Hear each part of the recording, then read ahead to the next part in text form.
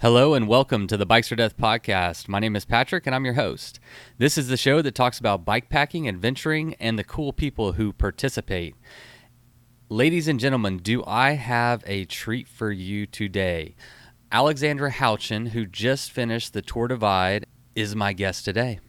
If you don't know Alexandra, you are in for a treat.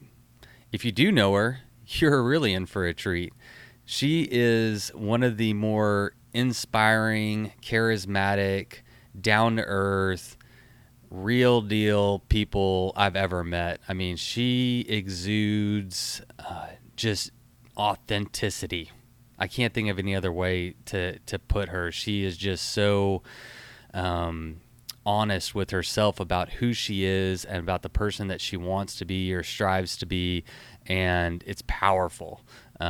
She is a force of nature. She is just awesome. I love this woman. And so many of y'all out there, I think, echo my sentiments. I've been following along this Tour Divide, as many of you have, and she has been out there pushing herself to the extreme. I've been messaging her back and forth throughout the Tour Divide, sending her positive thoughts.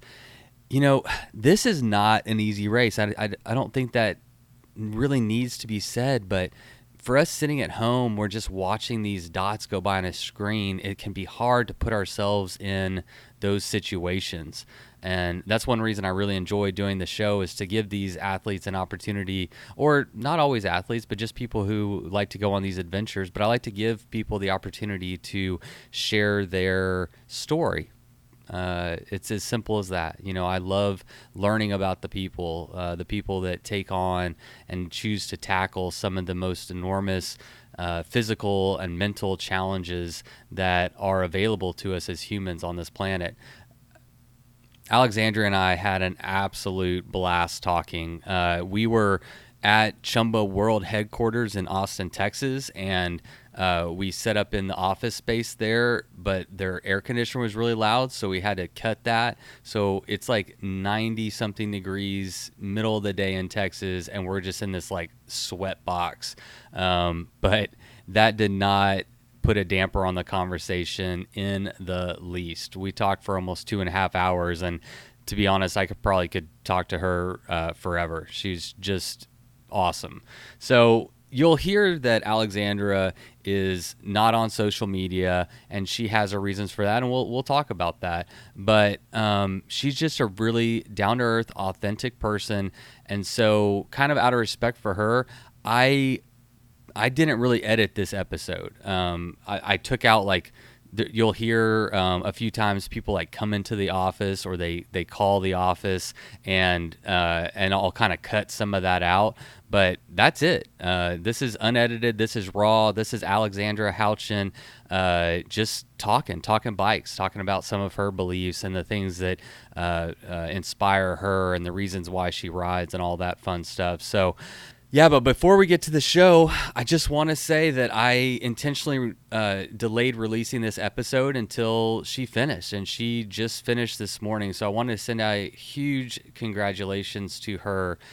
Yeah, so she just won the women's Tour Divide on a single speed, and at the same time breaking the women's single speed record of 18 days, 20 hours, and 26 minutes, which took more than a day off the previous record. And she was also the first female back-to-back winner on the Tour Divide, following her win in the 2018 Divide, which we talk about on the show. She also smashed that women's single speed record by over a day. It was 19 days, 22 hours, and 4 minutes that was set by Alice Drobna in 2015.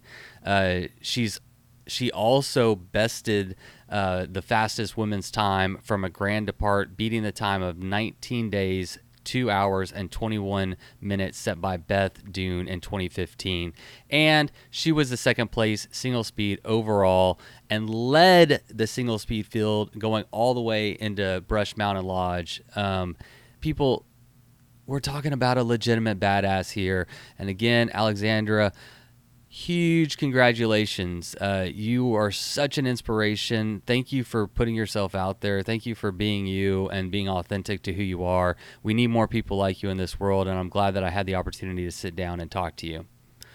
All right, normally this is the part of the show where I would tell you all the ways that you can support Bikes or Death, but it just didn't feel right. I'm just going to get right to the show today. We talked for 2.5 hours, so I don't think you need to hear too much more from me.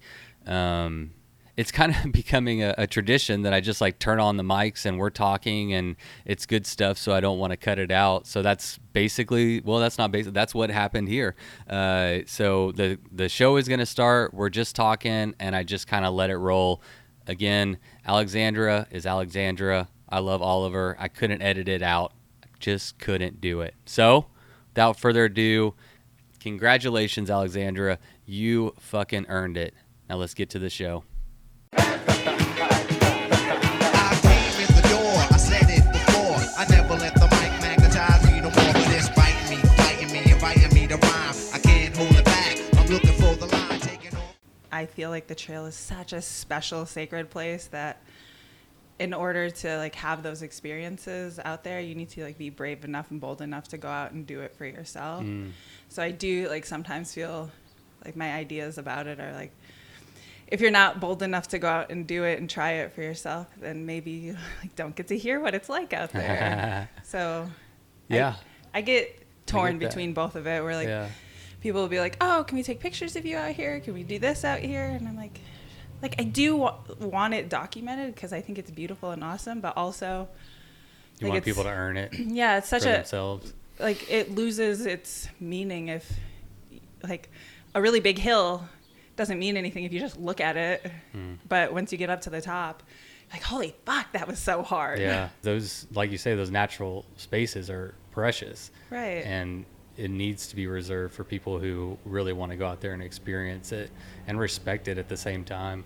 Totally. So, like, it's so sacred and so special to me that like I don't want to just give away all the secrets. Like, part of the beauty of the wild outdoors is like how hard it is to make sure you're always carrying your water, and how brutal some of these climbs are, or the descents, the weather. Yeah, like the weather, all of these things that sometimes you get perfect, awesome moments, picturesque things, but like a lot of the other time it's like the shitty rain and the mud, and you're just waiting under a tree with your tarp over you, like hopefully this lightning storm passes. But like I think, those things. But that's the great thing about a podcast, and that's why I love it, is because on an Instagram platform or social media, you're only getting, you might get a picture of the bad storm and then a picture of the sunshine, but you're not going to get, however long we're going to talk, but an hour-long conversation with someone where they tell you about, dude, you won't believe like the shit I went through, and then you can tell about how it's good or it's bad or whatever. But I mean, it's where you can actually tell the story, your story, and it's not just a caption. If I feel like the more energy or the more hopes and dreams that I have, and I tell people and I put that energy out there, it just happens. It does. Like somebody will be like, "Oh, I heard so and so. Like, let me connect you to," or however. Do you ascribe that to anything? To everything. I like don't force anything, even just like little things back home with school. I'm like a super duper senior at the University of Minnesota. Super duper senior. Yeah, I've been in school forever. Like, granted, I've done different things. I have a degree in welding, a degree in tool and die making, art. Like, I'm a painter too. So like those were all things I did when I was younger. Kind of worked in the field a little bit. Yeah. Tried to figure out what I really wanted to do. I thought I wanted to build bikes, and I was a bike mechanic, and I was like, wait, I need to give back to people. Yeah. And I was just working in a shop all by myself, and it was like, it's tough being stuck in a box all day. Right? long. Like, I listened to so many audiobooks, like, which is awesome, but like I didn't have that human connection, which is like ultimately what I needed. So I decided to go, long story short, back to school to become a dentist. So now I'm finishing up my undergrad in American Indian Studies and chemistry. But like it just happened. I mean, I kind of just did life, and all of a sudden I was like, oh, I want to try to do this. And I was first an American Indian Studies major, but taking all the prereqs for dental school. And then just so happened, like, all the prereqs for dental school mostly lined up to a chemistry degree. I was like, oh, I might as well be a chemist too. So I just kind of take that approach. Yeah. For all of life, like, just do what you love and things kind of fall into place. Yeah, it works out, man. You can't put a square peg into a round hole. No. You just got to go with the flow. Unless it's a really big round hole. Jam that thing in there. All right, fine. Yeah, just it takes longer to whittle that hole so you can make things work. I like this. I like a contrarian. Yeah, to the contrary. I beg to differ, madame. Yes. Try. I can show you how it will work. Well, what I'd like to do is skip forward to the DKXL since we're fresh off of that, and then I want to go back if that's cool with you. Yep. So, today's Friday. The DKXL was just this a week ago. Past weekend, like like 5 or 6 days ago. How you feeling? I feel super, super relaxed. In fact, I had anticipated biking some of the way from DK down here. I was going to have the guys at CHUMBA drop me off kind of part way, but I was like so race drunk the day after that they're like, we stopped for lunch in Oklahoma City. And I'm like, I'll ride all the way back, and like slept and chilled in the van until we got back here. What is race drunk? I don't even really know. It's like delusional about my mind. I have no energy in my mind, and it's all like focused on healing my body. I can't necessarily walk right. Don't really necessarily know what's going on, but can eat all of the food in the world. Like as if you were drunk, except it's just like your body's destroyed from racing. Yeah. Alcohol's just destroyed your body, and racing. I like what you said. Like, it's your non-important items on your body or parts of your body like shut down, and it focuses on the healing. Right. So like, that makes a lot of sense. Well, plus it's hard because you stay awake for so long in these like ultras. So you're awake, and like after I finished, I only got like 3.5 hours of sleep before the ceremony, and then I was hanging around socializing afterwards after the award ceremony the next day, and crashed in the van for however long it takes to get from Emporia to Oklahoma City. I thought it was like 10 minutes maybe. I woke up and I guess like 8 hours. I'm guessing it was several hours. Yeah. I woke up and I'm like, whoa, I don't even know what's going on. So it was my first sleep. But I do like tour divide, like longer distance racing is kind of what I'm better at. I don't start to get strong until like 500 miles in generally. Right. So like looking back at trying to improve my tour divide skills, I was like, I'm going to try to do shorter gravel races because that's where I suck in the tour divide. I'm not very fast. I don't really like pushing the sleep boundaries.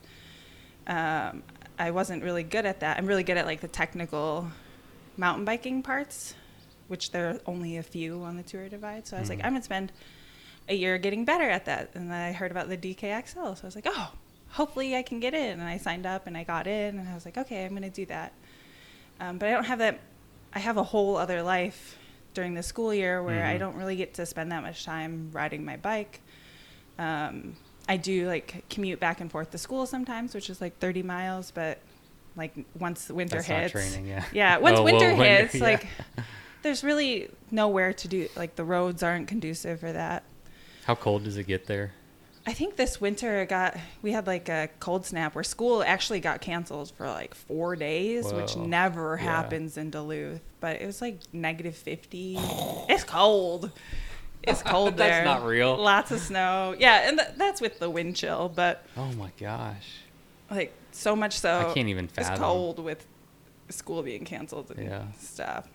Well, how are you dealing with the heat in Texas? It's so hot. It's so hot. Yeah, yesterday I forget that it's so humid here too, and I'm just sweating nonstop. Yeah. And I had the worst headache. Like we had this little social with all the CHUMBA team riders last night, I'm just sitting there with like the worst headache ever, Oh, and I'm man. trying to drink all this water, but like I just forget. 'Cause like I lived in Tucson too. I should know better, but Right. You always got to be drinking water. yeah, always. like nonstop Yeah. have to be drinking water. It's humid, so it's kind of misleading. Because Right. like in Arizona, it was like dry heat, and you still had to drink all the water because it was hot, but you weren't sweating as much. But here, like just so sweaty. Yeah. So everybody's got a nice little shine to them. Like, Yeah, all we're right. sitting in CHUMBA World Headquarters right now in the office, and I had to turn off the AC because it was too noisy. So we're just like in a hot box. Yeah, just like in this We're in little the pain rectangle cave. room of hot, sweaty. We're gonna stinky suffer people. together. Yeah. Well, yeah, a little suffer is good. Yeah, We talk. suffer's always yeah. I think suffer is always good. I think as long as you like learn something from it, it's gonna either make you stronger, you're gonna learn something and get better, right? So, yeah, I think And it's what makes the good seem so good. right. You gotta have that contrast, Right. I always talk about how like you wouldn't know how awesome things are in the light. Wait, how do you say that? Like, Yeah, if you like lived in if it. It's like the dark and light. so whatever let's say that it's analogy dark over is. here and light over here. And like the light's better because you can see how cool things are. Yeah, That's the yeah. poetic. You can't appreciate nature the of it. light if you only live in the dark, maybe, or you never experience it. Yeah, or like Something the like dark's that. not bad until you know how light it. Whatever. Yeah. Whatever. Dark and light, there's difference, and it Yeah. helps change your I'm perception. gonna edit it to make us sound super Yeah, smart. make us We sound said so enough smart. words in there that I'll just be able to. Chop that light, dark. Things are beautiful in the light. Dark. Okay, so that all went right. really well. So let's go back to DKXL. Okay, yeah, DKXL. So to work on my tour divide game or my like longer ultra game, I wanted to work at these shorter ultras where, like, you know, it's only 350 miles. So like once I die and get tired, I'm done with the race. I can push myself a lot further than if I pushed myself for something crazy like that out on a 2,000 mile, 3,000 mile bike race. I might not be able to recover in a proper amount of time to be competitive. So I've been signing up for these like 100 miles and 300 and 400 mile races around where I live, and the DK. Ever since last year when you finished, Since last year after you just I started. finished. This is your training. I is just started the shorter doing rides. Yeah, shorter rides, more races. I did the Colorado Trail and the Smoke and Fire, which is in Idaho. That's probably one of my favorite races. Tell us about it real quick then. The Smoke and Fire was the first bikepacking race that I ever did. It starts in Boise, Idaho, and the first year I did it was 460 miles around the Sawtooth Mountains. It's mostly like gravel, forest service roads. Super fun, super awesome. Lot of climbing. But then I did it again last year, and I think it was like 420 or 430 miles, but there's a good chunk of, they said it was single track, but there was like no track. It was like following your pink Garmin line through some weeds in the middle of nowhere. But it's just fun, and I love the community of people that do it. And it was the first one I ever did in September of my 27th birthday. I think I did it. It was over my birthday weekend.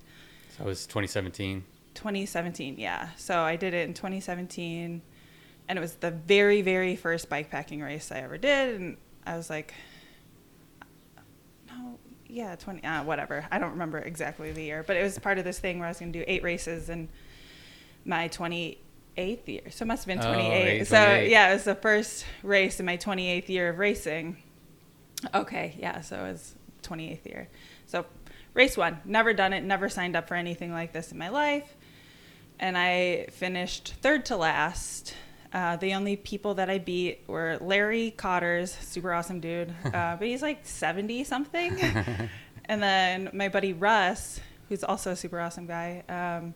But every time I passed him, he's like splashing around in the hot springs, like doing the hot springs tour.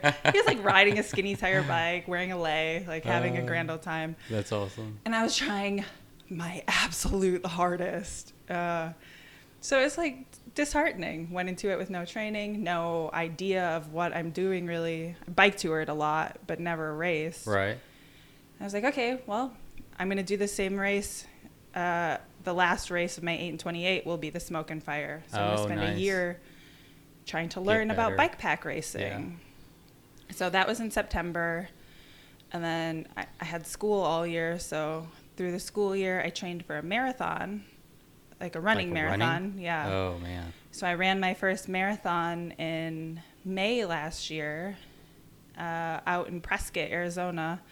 Trail or road? It's road, but it was like on a dirt road with 3,000 feet of climbing. Oh, wow. And 13 miles because there's an out and back. And I like lived in Minnesota all winter, trained in Minnesota, then went to Prescott up into the mountains. I was like dying. I never, like my legs, I never felt like them want to give out before. Like I could always keep going, but I couldn't run. It was super hard. My only goal was to finish under 6 hours. I finished in like 5 hours and 52 minutes, which was awesome. 8 minutes faster than I wanted to. So that's a huge accomplishment. I did a half marathon trail run, and dude, I couldn't walk afterwards. So they had to come and pick me up in the truck, and I got in the bed of the truck and just laid down. I was done. It's hard. It's hard. I'm not naturally an athlete. I've worked really hard to get to this point here. So like marathon was on my bucket list of lifelong things to do. So I was like trying to make these 8 races accomplish some of like my biggest dreams of trying to become an athlete as a former couch potato. Yeah. So I did that marathon. From couch to Kansas. Yeah. I heard, that's Path Less Pedaled. I heard from couch to Kansas. Oh yeah. I think I totally watched that. Yeah. Before I was trying to, I didn't know what the Kansas was about. Yeah. So. So what happened whenever you went back to Smoke and Fire after a full year of training and you went back to do it again? I went back and I finished. I was 11th overall, but I was the first female.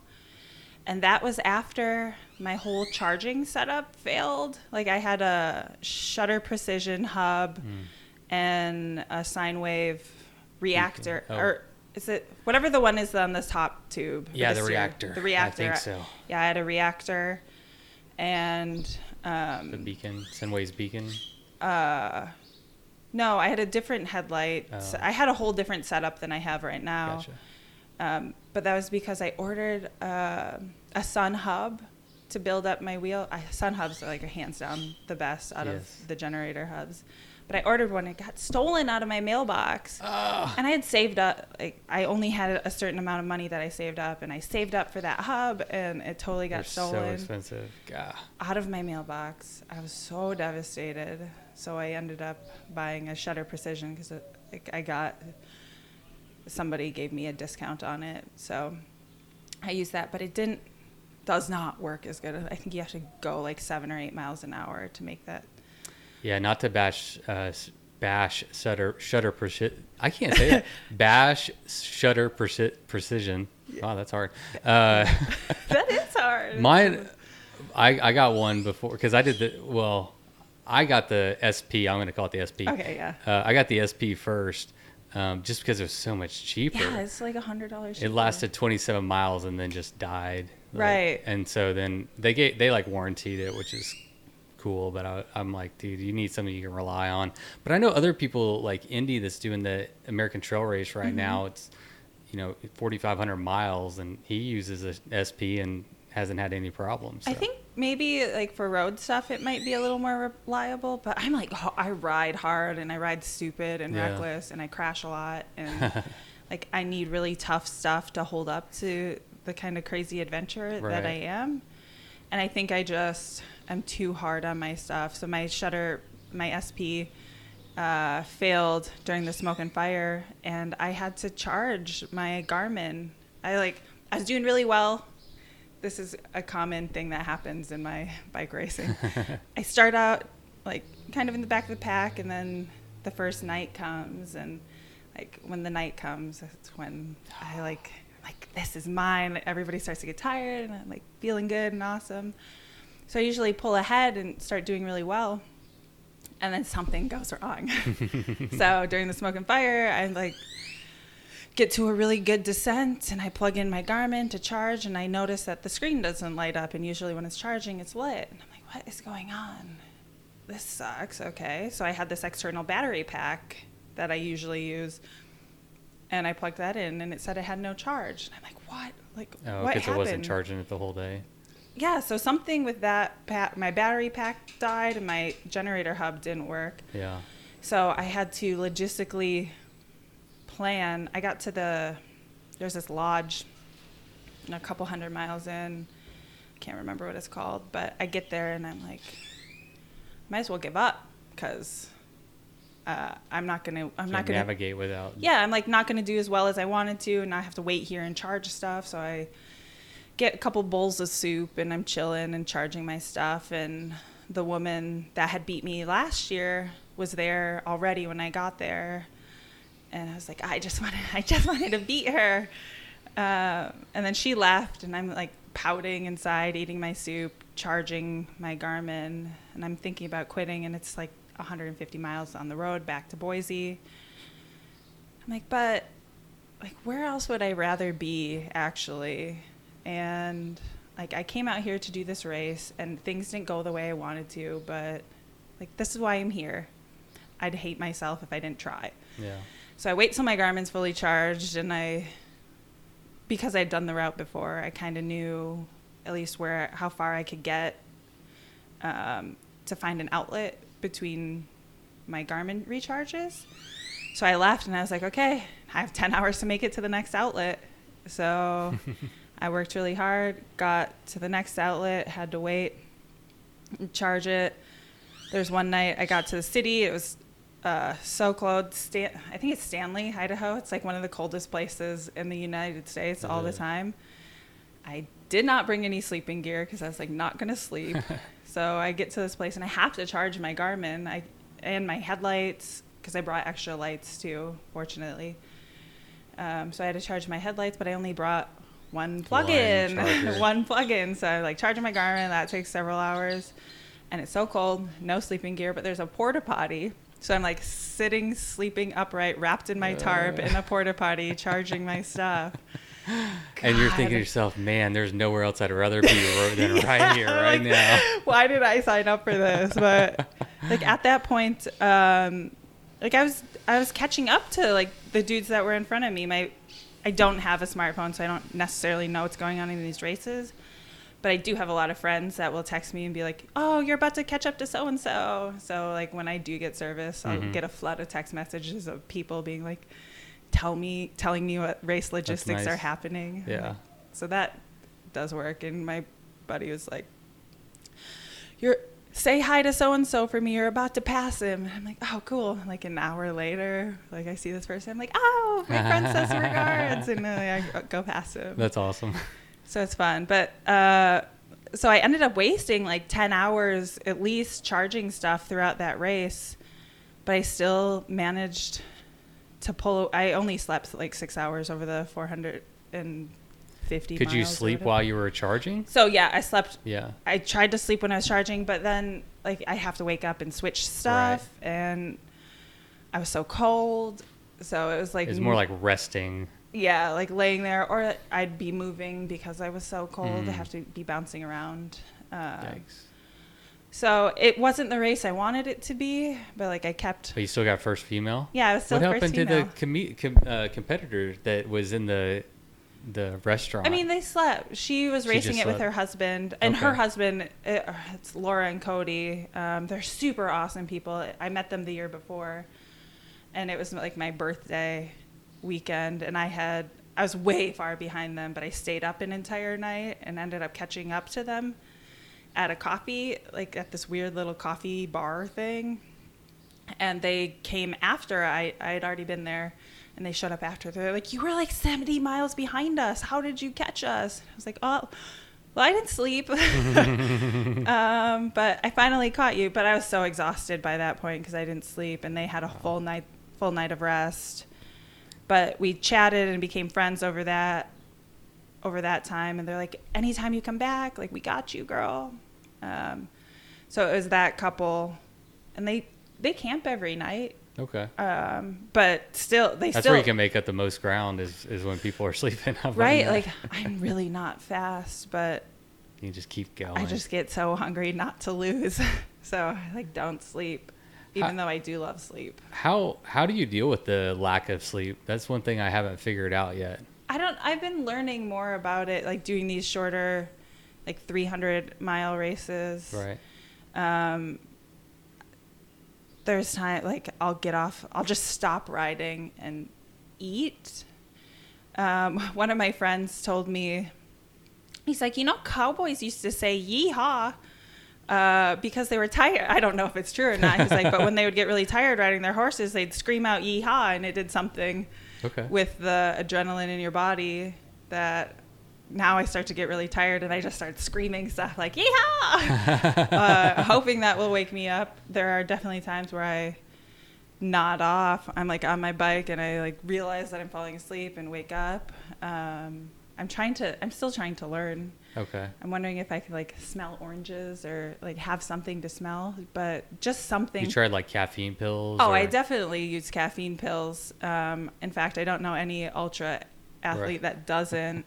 However, like, sometimes they just don't do anything. Right. I like pop 3. I'm like, I might have a heart attack before I stay awake. So I try to hold off on those as long as I can. Just use them when you really need them. Yeah, or like. How do you feel about the safety aspect of that? Like, do you worry if you're getting too tired and you're not able to stay on the road? And no, I think like the times when I start nodding off is when it's like the straightaways or there's not. I mean, I guess there's consequences to tipping over on your bike, but like if it's a highly trafficked road, like the traffic keeps me awake and alert. I gotcha. It's usually in the dead quiet of something where I'm not fully paying attention. But if it's like super technical or crazy windy roads, like I'm alert because I have to be for that. Yeah, that makes sense. But like the problems for me come when it's just like straightaways where there's no cars, no sound, no other people.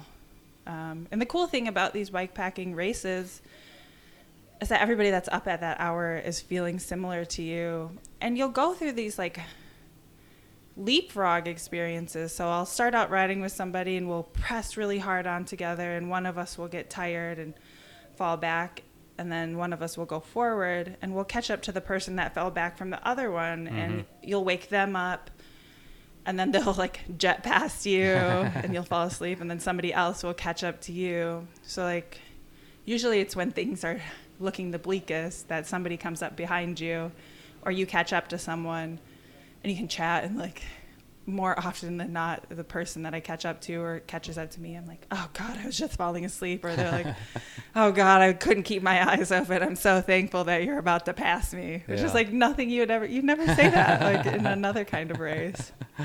So. Yeah, that's true. But that seems like super common, and that's not somewhere I've tried to push it personally. Like I always just sleep.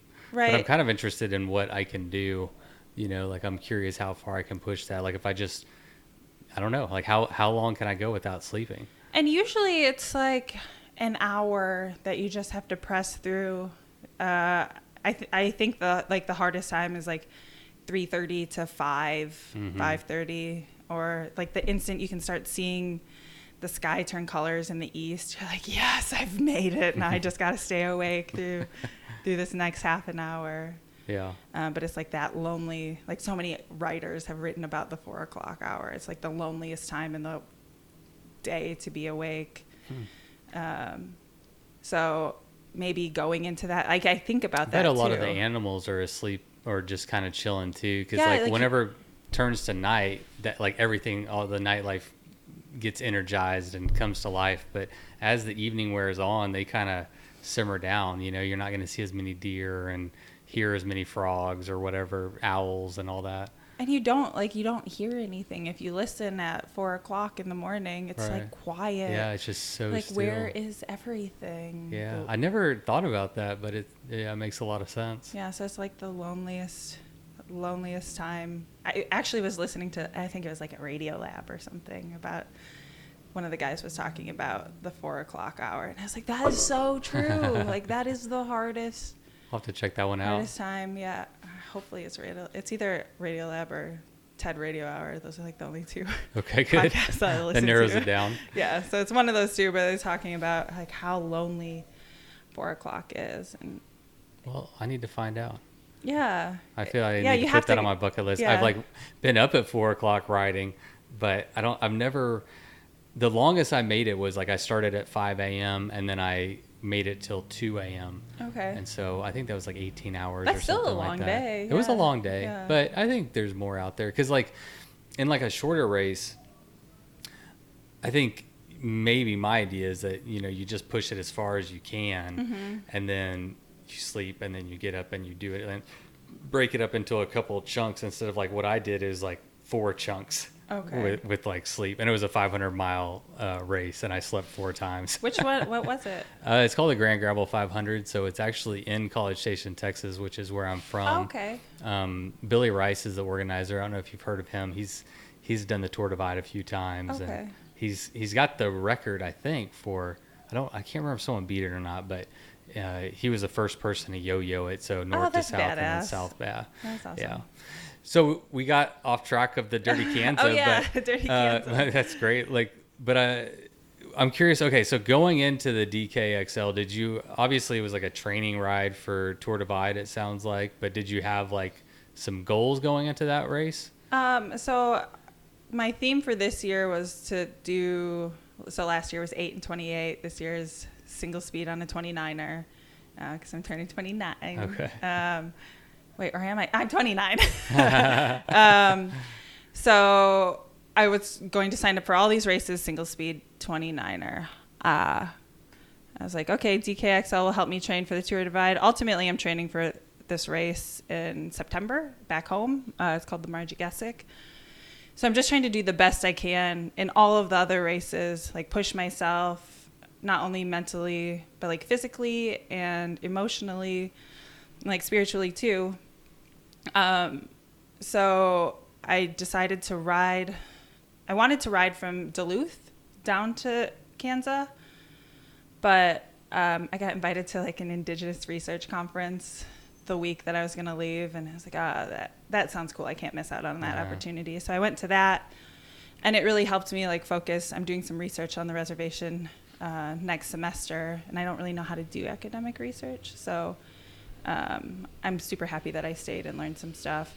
But I got a ride from Madison to Hills, Iowa, and my buddy dropped me off there, and then I biked 600 miles from Iowa down to Kansas in 5 days. But it was like during that really bad weather.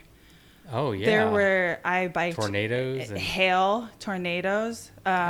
2 of the bridges I tried to cross to get over the Missouri were flooded out. Oh wow. I had to reroute.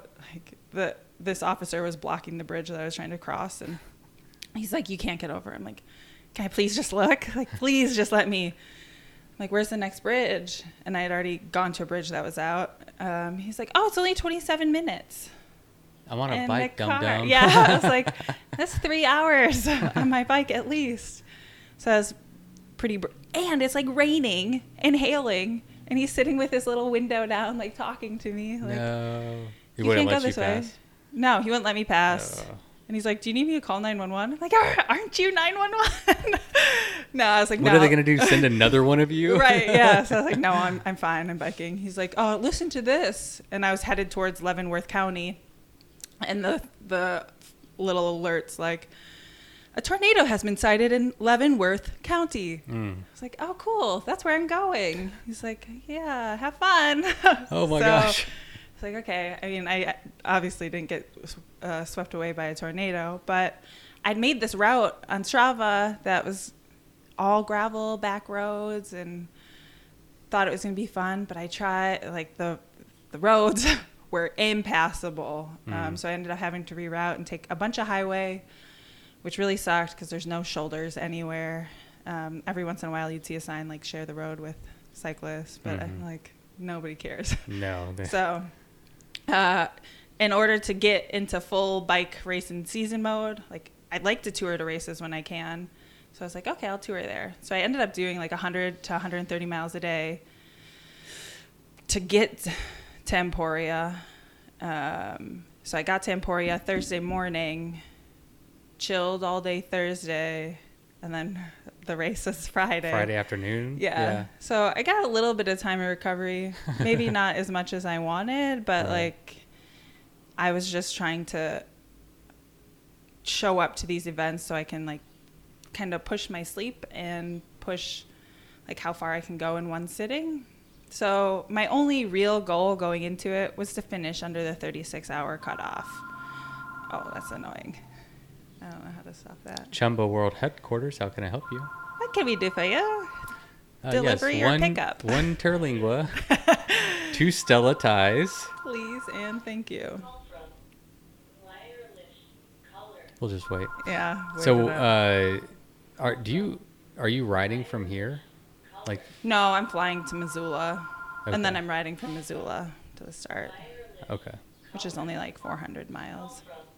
400 to Banff. Oh wow, that's so close. Right? Yeah, it's super close. Yeah, that's nothing. Right? It's like I have a week to do it or so. So I'm not worried about it. I think we're good.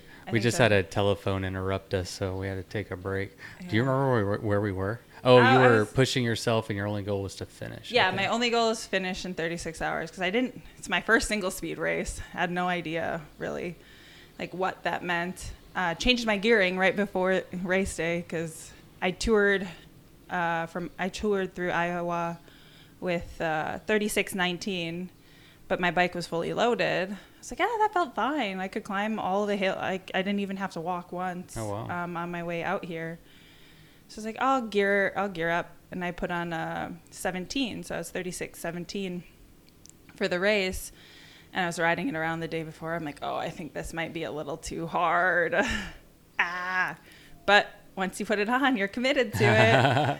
So I get out on the course, and I'm just like, okay, all I have to do is finish. And for the first several hours, I was like averaging 14, 15 miles an hour on my single speed. And I was like, that's solid. Wow, I'm so fast. Like, this feels so good. I'm way fast, like way ahead of the pace that I wanted to be. And I was feeling strong. And like, granted, a bunch of people passed me early on, but as the night set, I was able to catch all of these people on the climbs and like pass them on the climbs. And they passed me on the flats and the descents, which is pretty normal when you're on single speed. But I just kept, like, I felt great, and I was pushing myself as hard. My goal also was to like push myself as hard as I possibly can the whole time. And sometimes that hard as I can was like 16 miles an hour, and sometimes that was 10. But to keep the mindset like I'm trying as hard as I can no matter what. And by the time of the start of the 200, I was over 200 miles in. I was like, oh man, this is going great. Ended up catching up to some really fast dudes at one of the gas station thing, like people that I knew is fast. And I was like, oh my God, they're talking, shooting the shit. And they're like, yeah, I'm having a horrible, horrible race. But still, I'm like, I still caught you. Like, it felt really awesome. Yeah. You're all out there together, man. I mean, you all had the same amount of time to prepare. And, I mean, you're in the same conditions, so. Totally. So I was like, oh my God, that really lit a fire under my ass. And I was like, I feel great, refuel real quick in and out of the gas stations. I try not to I can't take any breaks because I'm generally not as fast as other people. So I'm like in, fill up my water, out, like as quick as I can. I pack all my food before. Oh, interesting. Right? I eat real food. Like I made bagel sandwiches and cut them in half. And like I know mostly exactly how much food I need for a certain distance. I'm pretty good at that now. That's interesting. Yeah, that's what Lael did on the AZT whenever she was trying to set the record. Is she packed all of her food, so it cut down on the time you spend in the gas station. All you got to do is fill your water and go. Right, exactly. And your bike gets lighter as you go because you're emptying your food reserves. And plus, I'm like super poor, so it's a lot cheaper for me to buy like a package of ham, package of cheese, and a package of bagels, and like make that last. So what do you eat? I mean, is it just a ham and cheese bagel? Generally, when it comes to like these races, it's like summer sausage and cheese, and I'll like put hummus on it sometimes. But things that I don't like that can last 2 or 3 days. Right.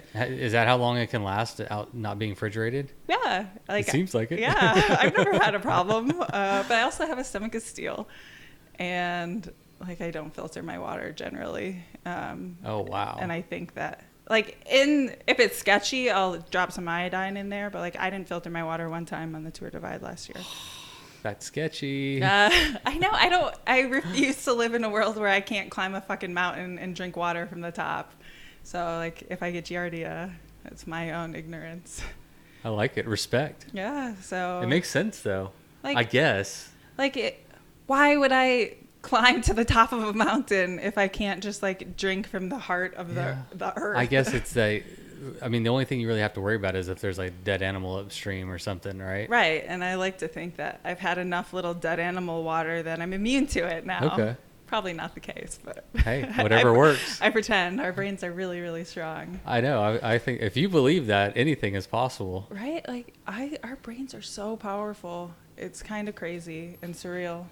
Oh, we have a visitor. Hi. Hello, welcome to Chumba. What's up? Oh yeah. We don't work here. Mark is in there. All right, so what else? So I'm talking about my cans. Yeah, well, I was interested I'm always interested in what people eat because I hate gas station food. I think a lot of us do. Mm-hmm. But yeah, what are your other alternatives that stay fresh? Yeah, so it's usually like the bagel cheese. Like usually you can find a place that has that every 3 days, and I try to make it last 3 days. That's true. In gas stations, there's usually like bread. There's usually something, and I choose bagels because I also usually will get like lettuce or cucumber, like something with crunch and water, like that makes me feel like I'm eating not just like dry carb food. Right. And the bagels can handle that extra little bit of juice, I guess, that comes from the vegetable wetness. So I always, especially like during the longer races, I'll get to a place where I do that. And that's where it forces me to take a break. So I'm like prepping all of my 6 bagels and like chopping everything up. And I'm like shoving my face with potato salad or something from the grocery store. So I can eat, but like I don't have time to eat at restaurants. Yeah. That's smart, man. I love hearing about everybody's ways to be efficient, because I pack my food at the grocery store while I'm eating all the grocery store food. Yeah, so you're making real food, you're packing it while you're eating, and then you're taking a break at the same time. Mm-hmm. So you're like knocking out a lot of things at one time. And then on your bike, like I keep all my food in my frame bag, and I just pull out a half a bag. I'll eat it while I'm biking. Yep. And just like that. Yep. Just like chewing. I wish it looked that cute, but it's more like I'm like dripping boogers. Like food, like everything bagel stuff is all over my teeth. And I smile at someone like, "Are you missing a tooth out there?" Like, it's my bagel. I'm just nasty. But real food, I do eat a lot of Snickers, but the problem is like once it starts to get hot, they melt. But if you wait till nighttime, they reharden and they're delicious. Man, they're just like smashed. Yeah, that's good to know. See, you only learn that stuff through experience. Right, exactly. I'm like Snickers. My friend, or on this podcast. My friend was like, "Oh, Snickers are the best bike racing food." I'm like, "Oh, they always melt." And I would sit there during the day and like eat my Snickers and like lick the chocolate off the wrapper, and I'm like eating the wrapper, trying to make sure I get every last calorie. And then there was this one night I was biking through the Navajo reservation, and I pull out my Snickers, and it's smashed and flat, and I peel it open, and it's all hard, and there's no Snicker juice all over the wrapper. I'm like, oh, all you have to do is wait till it turns to night, and you can eat the Snickers again. So yeah, that should be on the package. Yeah, like must consume at night in hot weather. Yeah. Consume quickly or wait till the evening when it rehardens and enjoy. Yeah. All right, so we got your food on the DK, food on which the is DK. Super interesting actually to me. So and I packed all of it before I left. Oh, I keep gummy worms or some sweet, sugary something like fruity. Sometimes I forget to get thirsty. And I'm not drinking my water, but if I eat a gummy worm, I'm like, oh, I'm so thirsty. So it helps me remind myself to stay hydrated. You have no problem eating gummy worms. Oh, no, I love gummy worms. They're so good. I don't have to remind myself that eating a gummy worm is your reminder to drink water. Right, yeah. That's So I'm funny. like eating the gummy worms. I'm like, oh, yeah, I got to drink water because these things are so sour and sweet and delicious. So I think I did actually refill on gummy worms one time during that race. And I did buy some Powerades, too, at the stops. But did you have any issues? So you said like your races just go like that, where you start out, obviously you caught those guys, you're doing good. Did you? Did. It went so bad. Oh, no. So mile 260-ish. It was sounding so good. I know. It was so good. It was like You the were best doing- race. I was happy. I was passing people. I was like, I knew there were two more I had passed 2 single speeders. And as far as I knew, there were only 5 of us. So I passed 2 and I was like, okay, there's 2 more that I need to catch up to. And like, I met Military Mike. I don't know his last name, but he's like, just remember Military Mike. This fucking muscle of he's just like this solid muscle of a dude. Wow. And I was like, I want to catch Military Mike so bad because he like made some comments about my boots. He's like, oh, you're so cool. I was like, wouldn't it be so cool if I could catch him With my boots and pass him? with my boots.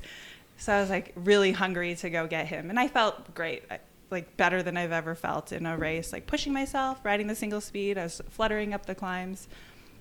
I start passing the 200 people because they're coming towards you.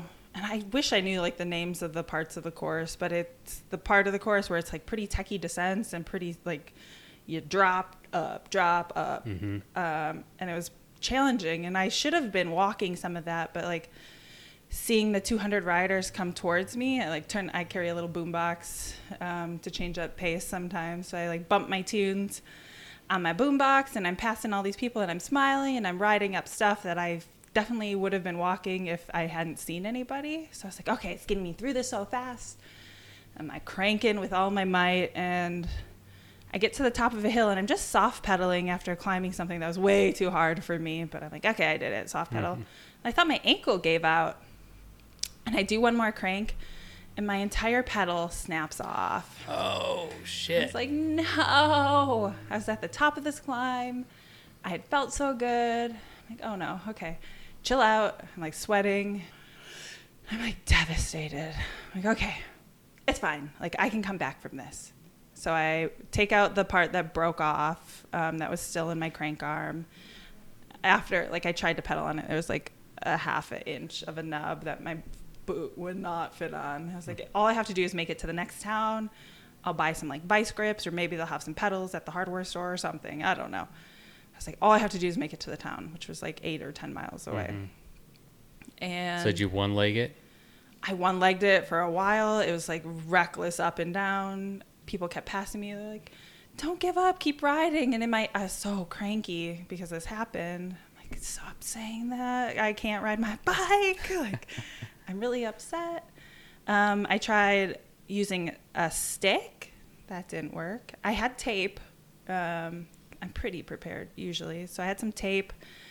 Tried taping stuff. I tried taking my bar end off and taping it and jamming it with sticks. And I tried everything just to get myself a little platform, at least to like go down a hill. Because you can even really descend with one pedal. It doesn't work very well on that sketchy stuff. So my final thing is like, oh, I'm going to tape a rock to my crank arm. So I taped a rock to the crank arm for like something to set my foot on. Except that did not work. And I see my friend Jill and I'm like, Jill, I broke my pedal. I'm so upset. I was doing so good. And she's like, well, just keep asking people. She's always so positive. I'm like, okay, I'll keep asking people. So I just kept everybody that walked by. I'm like, hey, you got an extra pedal? What are the chances you're carrying an extra pedal? And everybody's like, no. And I passed one of my CHUMBA team riders, and he's like, oh, I'm not feeling that great. I'm having a really hard time. He's like, I should just give you my pedal. I'm like, yeah, you should. But no, you keep going. So he ended up keep on going. And I finally, like 2 hours later, after like scooting and walking forward, I see a guy laying in the shade. I'm like, hey, buddy, how's it going? Are you okay? And he's like, no, I just called for an extraction. I'm like, oh, that sucks. Can I have your pedal? And he's like, yeah, totally. except he had cranked it on with a pedal wrench so hard that we tried for like half an hour. No matter how hard we tried, we were hitting it with rocks. I was standing on it. We were trying to get the pedal off. It wouldn't come off. Jesus. I was just devastated. At that point, I was like, hey, it's not, like, thanks for trying to help. I appreciate it. But I just started, like, crying, like, walking away because I didn't want to talk about it. I was just so frustrated that, like, finally found a pedal, and it was right there, and I just couldn't get it off of the bike. Yeah. So I, like, make my way down the trail a little bit until I find some shade and grass, and I had drank all my water because I was back there for, like, 5 hours. I call my team. I'm like, hey, can you guys come get me? I can't finish. They're like, yeah, but it's going to take a couple hours. I'm like, whatever, it's fine. So I'm like pouting in the grass, and one of the DKXL riders comes up, and I had done the Margie Gessick, which is a race in Ishpeming, Michigan. We did that together last year. He's like, how's it going, friend? I'm like, it's fine, I'm fine. We're like talking, and I break off, or I'm like, oh, I broke my pedal. He's like, oh, you're so strong. Like, that's what everybody kept saying that. I'm like, yeah, I've heard that before. I'm like, he's like, but I got an extra pedal. You want it? I was like, what? What? Like, oh my God. It was an egg beater. And I ride in like flat boots. Uh-huh. He's like, do you want the cleat? I'm like, well, I don't need the cleat, but he hooked me up with the egg beater, and I rode like 10 miles on that. I was pretty stoked to get back on the trail, but it was I couldn't climb. It was like my foot would fold around the pedal, and it was super uncomfortable. So I was wearing my Surly junk strap as a belt. Okay. And I took my junk strap and tied my broken pedal to it, so I had like a platform. So granted, it was like I was lopsided pedaling. Right. But I was able to finish. So I got held up for like 5 or 6 hours trying to find a pedal, almost quitting like a million times. Text Vince, I'm like, found pedal, gonna finish. Knew the single speed, one of the single speed guys that had passed me, he was like an hour ahead of me. I'm like, I'm gonna catch him. Like, he's my friend that inspired me to do it. And I thought it'd be so awesome to finish with him. So I like pedaled as hard as I could. I skipped the last gas station stop to catch him, and then see the little headlight. I'm like, oh my God. I thought I had just like would turn right and catch him, but like, you go straight and then down and then over a big old rectangle. So I was like 15 minutes behind him, but I'm like, if I pedal hard for an hour, I should be able to catch him. And I totally caught him, and we rode together for a little bit. And then he took off and beat me by like 10 minutes. But I was like, at least I caught him. Yeah, that's awesome. And then finished around midnight. Like, I think it was like 12:15 or so. What did you finish single speed women? First place single speed women? I think I was the only single speed woman. Yeah, okay. As far as I know. Then that counts. Yeah. You beat everyone that didn't show up. Right? That's what I always say. I mean, like, it definitely counts. Like, there's a lot of people that chose to have gears or stay home or have whatever excuse, but you went out there and you did it. And even though you had plenty of reasons to bail, and you actually tried a little bit, but it's just because you couldn't find a pedal. It's not like through lack of trying. Right. And that was like something that like Vince and Mark, they're the guys behind CHUMBA, and they know me after like working together for the last year. And after I was talking to them after the race, they're like, we just wanted to give you some time because you're so resourceful and you always make things work. But like in the moment, I was just so devastated and exhausted, and I was like, well, they could come and they could bring me an extra pedal, but I'll be DQ'd because it was support. And I was like, no, like if you show up, I'm just gonna get in the van and go. I don't want to do this anymore. But all it took was like just being out there alone and keep trying. I mean, all these races, I end up taking away a big lesson. Like I get better and I get stronger, but something always happens. And this race, the DKXL, I learned, or I was like, it was reaffirmed that all you need is one yes.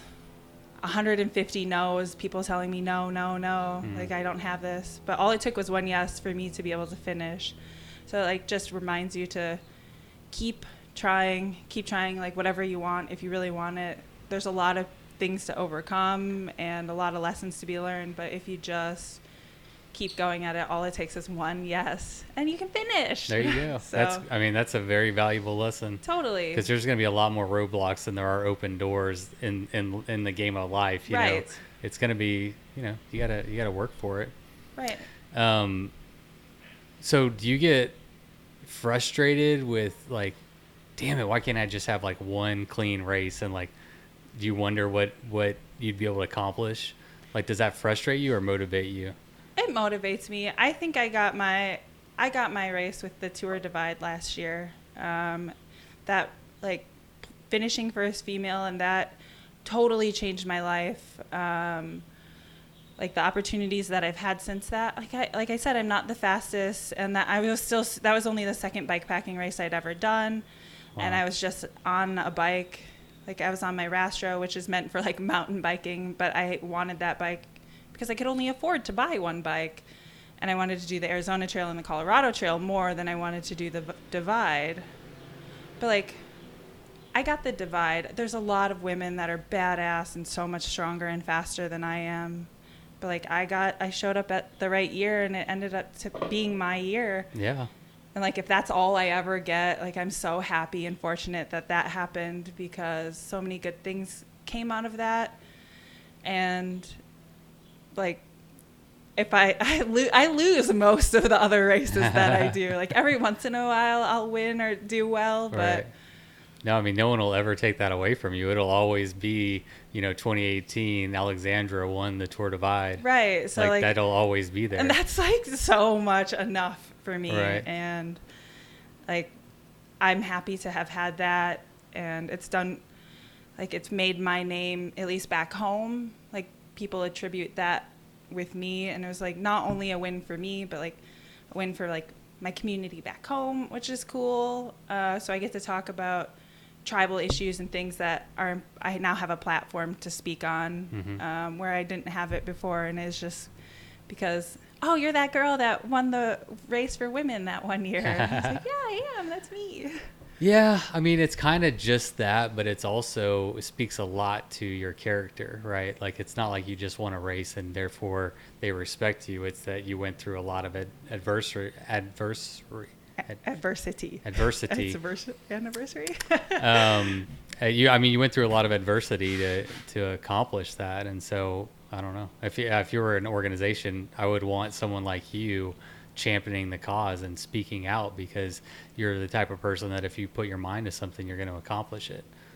Totally. And it's well earned. I try to like do what I say I'm going to do and like mean it. Like the fact that we're humans and we can compose things that aren't real and tangible and think about into words and then say those words to somebody, that's like a pretty powerful, sacred thing. And it means a lot to me to be able to do. So when I say something, I really want, like, I believe it.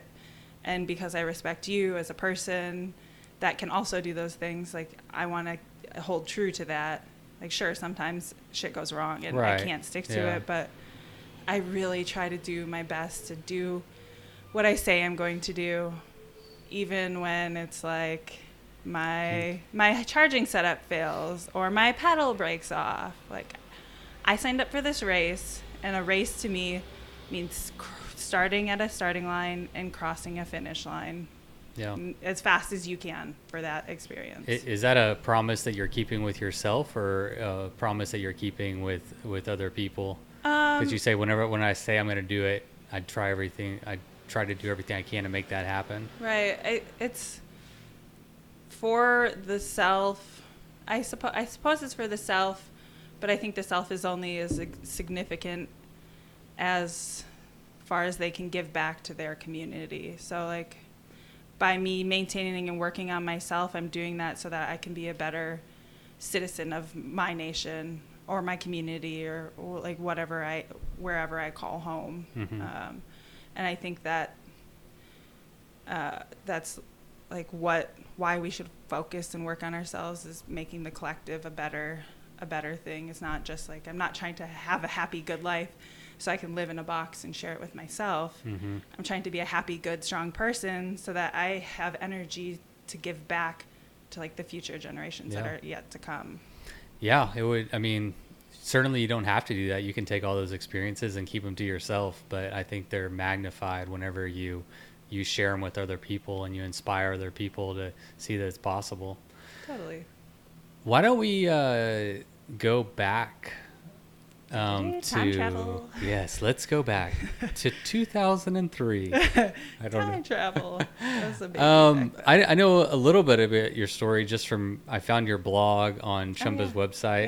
Yeah. We've kind of alluded to it, but you're not only are you not on social media, I think you have a staunch. I vehemently oppose. No, I really don't like social media, and I tried it. I really did, because I moved away from. I grew up in like southern Wisconsin, and I moved to Tucson, which was like a hotbed for bike packing culture. And I got really homesick and tried to do social media.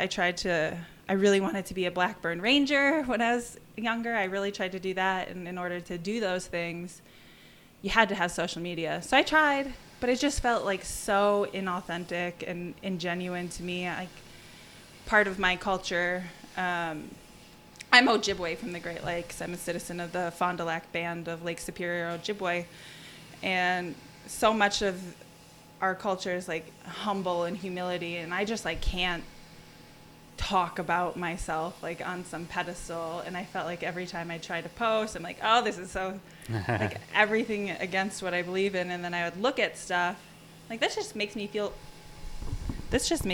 shitty about my own life, because most of my life comparing is academic. Like for 9 months out of my year, I'm a student who lives a pretty boring life of like trying to squeeze in working out and working and going to school. So I was like, oh, I can't do it. It's pretty much everything against what I want in this life. It felt just forced and terrible. And everything that I've ever wanted to happen has just happened by putting that energy out and having these real, like, all of my friends are my friends because we have some real human connection. Like, I know what they look like and I know what they feel like. And it's not these ideas and words across this space. It's like I've looked at people in their face and I know what they look like when they say things to me, and I can tell like if they mean it or if they don't, or like, even though so many of my friends live all over the place, I still feel like we got something really special because we found each other by doing whatever it is that we do. By doing. I like that. Yeah, it's weird, this world we live in where, you're getting like little glimpses into everybody else's lives, but you know, the real relationship, the meaningful friendships, I think they're a little bit harder to come. I know they're harder to come by. A really good, meaningful relationship, those are harder to come by. But I agree with you, man. I was just thinking last night about specifically the bikepacking community, and you are hard pressed to find an asshole that. I haven't met anyone yet. Like, every single time I've sat down to interview somebody or just meet them at an event or whatever, like, they're always cool. They're so cool. Man, I feel like we're amongst like the best humans on the planet, and maybe I'm biased there, but I don't. I was trying to think of why it is, but I think most of us like have an appreciation for the outdoors, and if you spend that much time outside, you see more. You see the trash. You see, the cars blowing by you, and you see all of the exhaust, and you just get a better sense for this world that we live in. And then like the relationships that you form are so much stronger because you're going through similar things together, and you have that bond. And so the end result is just like people who are awesome. Who are totally like so awesome. And I was talking to one of my friends about this the other day, is that something that I love about the bikepacking community is like most of us are people that have jobs and lives and all of these things that don't allow us to travel all the time, but we all have this sacrifice thing in common where we're working towards this goal. So we get out on the trail and like this is our shot. This is what we spent the 9 months before working toward or dreaming about, or like when it sucks to wake up at 7 o'clock every morning and drive your car to the city to go to school and do all of these really boring things.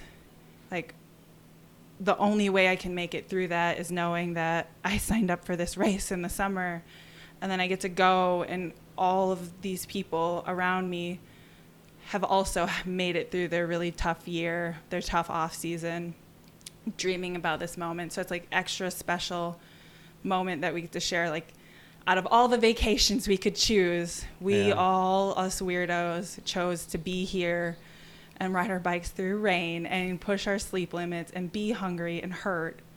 So it's like we already have this one idea of fun in common. That's a huge thing. I mean, the way you put it when you break it down like that, I mean, all the time, energy, money that goes into this one thing right here to be here right now, everybody has that in common. Right. You know, you're all experiencing that. And so, yeah, I guess that makes sense. And that's what's really cool. And I spend so much time, like the tour Divide last year, I rode with like a group of 4 or 5 dudes that like this was the one thing that they get to do in their life, and they saved up so much money, and you know, they're like hoteling quite a bit and eating out a lot more than I can afford. So we have we don't have really that much in common. We wouldn't meet otherwise, but we're riding our bikes at the same pace in the same event, and I'm learning about their wives and their kids and their careers, and like they're like my best friends. Even though we don't talk, every once in a while I'll get a text message from one of them. I was like, hey, thinking about or read that you're doing this or whatever. It's cool. Well, whatever it is, everyone just keep it up. Everyone just continue not being an asshole, and let's keep this sport awesome. Yeah, totally. Only let the awesome people in. I'm going to be the policeman. If I see a non-awesome bike packer, you're like, you're kick 'em out of here. You're out. You don't get to be in the club. No, I'm kidding. All right. So let's. Why did you get into physical fitness and biking? I don't know what period of time that is in your life, but so I spent most of my childhood pretty overweight, and by the time I graduated high school, I weighed more than 300 pounds. I'd stopped getting on the scale at some point because I really didn't care. I didn't like myself. And then I decided that I wanted to lose weight, and I didn't really know how to do that. So I did like Weight Watchers. This was when I was like 18, 19, 2008, 2009. And I lost like 30 pounds, and that was really awesome. And then I kind of kept going with it and developed a pretty nasty eating disorder and I ended up losing like 85 pounds in 3 months. But not healthy. I just stopped eating. And I didn't know, I knew that I couldn't do that forever, and I didn't really know how to fix it. So I asked my grandparents if they still had this bike that I used to ride when I was a kid, and they said, yeah. So I got this like really shitty Schwinn. It was like a Schwinn Varsity. It was like green. I sandpapered it. Sounds hot. It was heavy, 10 speeds. And I spray painted it purple because that was my favorite color at the time. And I started riding it to work 10 miles one way. And it was like the first time in my life where I felt like I earned being hungry. I never knew what hungry. Like real hunger. Yeah, and like most of us really don't know what real hunger is, and we're really lucky for that, but it really screwed up my relationship with food. So I started biking 10 miles one way to work, and I worked third shift at the University of Wisconsin hospital, and I'd work overnight, my 12 hours, and then I'd bike back in the winter, and this was in the morning, and this was fall when I started doing it, and then it turned to winter. I was like, I can keep doing this. Madison, Wisconsin is a pretty bike-friendly city, and there's trails and bike lanes almost on every road. That's awesome. Which is pretty cool. So I was able to do that through the winter, and through that I learned a lot of experiences. I remember biking in my Chuck Taylors, like the first time it snowed, and my feet, I got to the hospital, and they were so frozen. And I'm just sitting on the sink, and I make a little bath for my feet, and I thought they were going to fall off. So I bought boots, and I started to learn like the routes of this. It would take me like 2 hours to get to work, or sometimes longer, because I had lost all this weight, but I definitely wasn't fit at all. And biking became this thing that like fixed my eating problems. Like I was able to eat and exercise and not really like gain weight like crazy, which was like my biggest fear after having lost all of this. Yeah. And then that bike got stolen, and I was like, that sucks. Okay, what am I going to do? And I'm looking on Craigslist, and I end up buying a brakeless fixie. I didn't know. I just bought it because it was cute. I was like, oh, this is cool. Okay, so I started riding it around, and I parked it outside. I was going to tech school at that time. I parked it outside the school, and this guy saw me unlocking it. He's like, oh, that's really cool. I've never seen a girl riding a brakeless fixie. I'm like, oh, yeah. Totally. Whatever that means. Yeah, that's me. And I'm like, oh, that's why this thing doesn't have a brake and why it always pedals. I'd never found anything like that. So I started hanging out with this dude and his friends, and we'd ride our bike, like stupid bike stuff around town.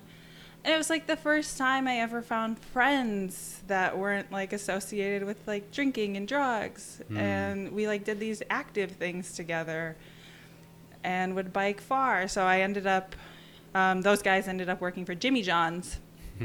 So I ended up getting a job as a Jimmy John's bike delivery girl on my fixie in Madison. And I did that for a couple years, got pretty good at biking. And those guys, we did some rides from Madison to Milwaukee. There's a trail from Madison to Milwaukee. It's 100 miles. And that was like the longest thing I'd ever done. On your fixie? On my fixie. Oh, wow. Nice. I was like, oh, this is really fun.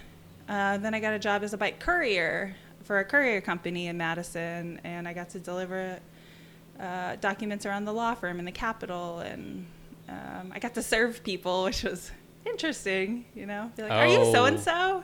Here you go. I had like hot pink hair. Not serving food. You Not were serving serving food. I was court serving orders. court stuff. So how does the courier stuff work? Like, do you work for one specific company, or... Yeah, like how do you get a job? Yeah, So we had, in Madison, we had one courier company. It was called Scram Couriers, and I think there were like 5 of us. In order to get my job, I had emailed, and the owner didn't respond. And I emailed again, and it took like 3 or 4 emails for him to even say anything back to me. He's like, yeah, we are hiring. I'll contact you. And I waited like a week, and he totally didn't say anything. But I knew a couple of the guys. So I just, one day I was like done with my Jimmy John shift, and I saw my buddy Perfecto riding around. I'm like, I'm just going to follow him around. I'm going to hang out with him and bike with him. And the owner pings him on the radio, and my buddy's like, oh yeah, Alexandra's here, blah, blah, blah. He's like, I schedule the shadowing shifts, but since she's already there, so I started shadowing after that to see, you know, the guys pretty much just ride as fast as they can to lose you, and you have to keep up. It's just like weeding the weak people out. Do they ride through the city all crazy? Like so stupid. Yeah. And I mean, like the ethos, the owner of the company was like, stop at stoplights and stop at stop signs, like be a respectful person, because we have these big orange backpacks that say Scram Couriers with our phone number on the back. So he's like, people will know who you are if you're being a douche. But I mean, the guys are like my brothers now. Yeah. But it was just this one company, and we'd have contracts. So we had like a contract with Potbelly and a couple law firms downtown and the courthouses. And we had like a U.S. attorney's office that we would do like some regular deliveries for. But a lot of the framework behind it too was that we're a local small green business. So we delivered like bread, and we did coffee. Just Coffee operates out of Madison, Wisconsin. And we do coffee deliveries around town. That's a great way to get in shape on your bike. Oh, it was great. Like that was my job. I just rode my bike. It did not pay Paying very you to well. Train. Right. And you're losing weight. Yep. Feeling great. And eating all the time. It was like eating disorder gone. So I got really into bike culture that way, and that's where all my friends came, and I started I was so happy. I never had friends like that, and the community around cycling is so vast, and there's so many different people. So after that, through the courier, one of the guys that was a courier also was a mechanic at a bike shop, and I was like, I want to be a mechanic, and he ended up getting me a job as a mechanic at a bike shop. And so I did that for like three-ish years also. And it was after that, like, I learned how to fix everything. So it gave me confidence to go bike tour. Like, in the meantime, I would bike tour too. So I did that first 100-mile bike ride. And I was like, I can go really far.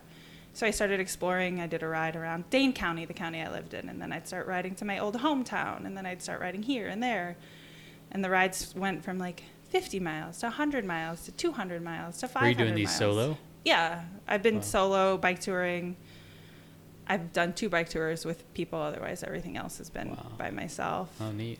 But it was because I had the confidence to fix my bike through, like, I was like, okay, I can get onto any situation because I know how to fix my bike now. Yeah. So I don't need anybody there. Yeah.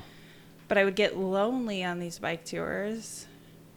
And that's kind of what got me into bike pack racing. As I started to get older, it started to get harder to find people to come with me to go on these bike tours. And it's fun, and I like touring by myself, but every once in a while I need a taste of like human contact. Well, yeah, a race is nice because you'll like talk to someone for like a little bit, and then they'll be gone or you'll be gone, and Totally. you'll see someone on the trail, and yeah, it's just kind of nice to. I think a lot of people, like, if you're going to go do an event like this, or you like riding your bike long distances, solitude is nice. You know, I mean, you can't do long distance bike packing or bike touring and not at least enjoy the solitude a little bit. But we're all social animals, like. Right, so you need like that, like just when the weather is bad.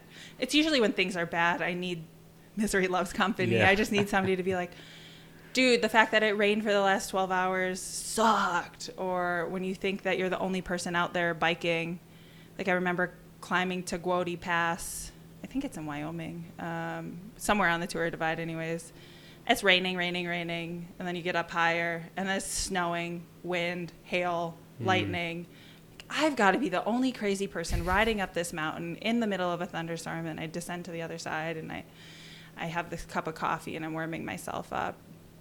And I look out the window and somebody flies past. And I'm like, God damn it. I thought it was like, he's so cool. I better go catch him. Yeah. And it's You're just not like, the only crazy one right, out there. yeah, like, I'm not doing this alone. I've got these other people out here that know what it's like. And if they can do it, then I can do it. Yeah. That matters. It does. Knowing that other people are doing it and have done it matters. It totally makes all the difference. Yeah. Do you... I read your blog post last night about, you know, your transition from being a couch potato, as you said, into being a cyclist, and it's really a powerful story. I was wondering, like, sitting here today, is that something that you still fear? Like going back to Going back? I don't think it could ever happen at this point. How long has this new lifestyle been? It's, I guess, because you said 18 or 19 is It's been about you, 10 years about that I've 10 had years. the weight Yeah. off. And granted, like, my weight definitely fluctuates. I live in Minnesota where, like, we eat hot dish all the time, and winter, everybody gains weight in the winter back home at least. So my weight changes, but, like, I can't, like, I'm not as crazy as I used to be about it. And this lifestyle of being active, like, it's the signing up for races that keeps me accountable. So if I keep signing up for races, like, I can never really get too far out of shape. Yeah. Because I go to a race and then I'm reminded, like, hey, you're on top of your training, or, oh God, you suck. But keep doing it, keep signing up. And it's like the support of the community that goes along with that. Like, all these other people are also signing up for these races. 100 miles is a really hard thing to do. 50 miles is still really hard to do. And we all take our weekend, and this is where we choose to be together. And there's just something, like, so powerful in that if I keep signing up for local events, and, like, someday I'll have to stop doing these long bike tours for a while I'm in dental school. But, like, while I can, I'm doing it.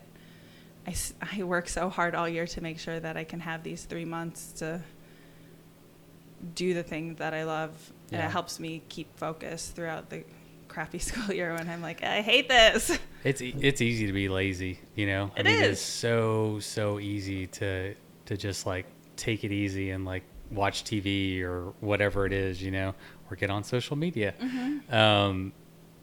Your story really like resonated with me in a little bit different or a lot different way.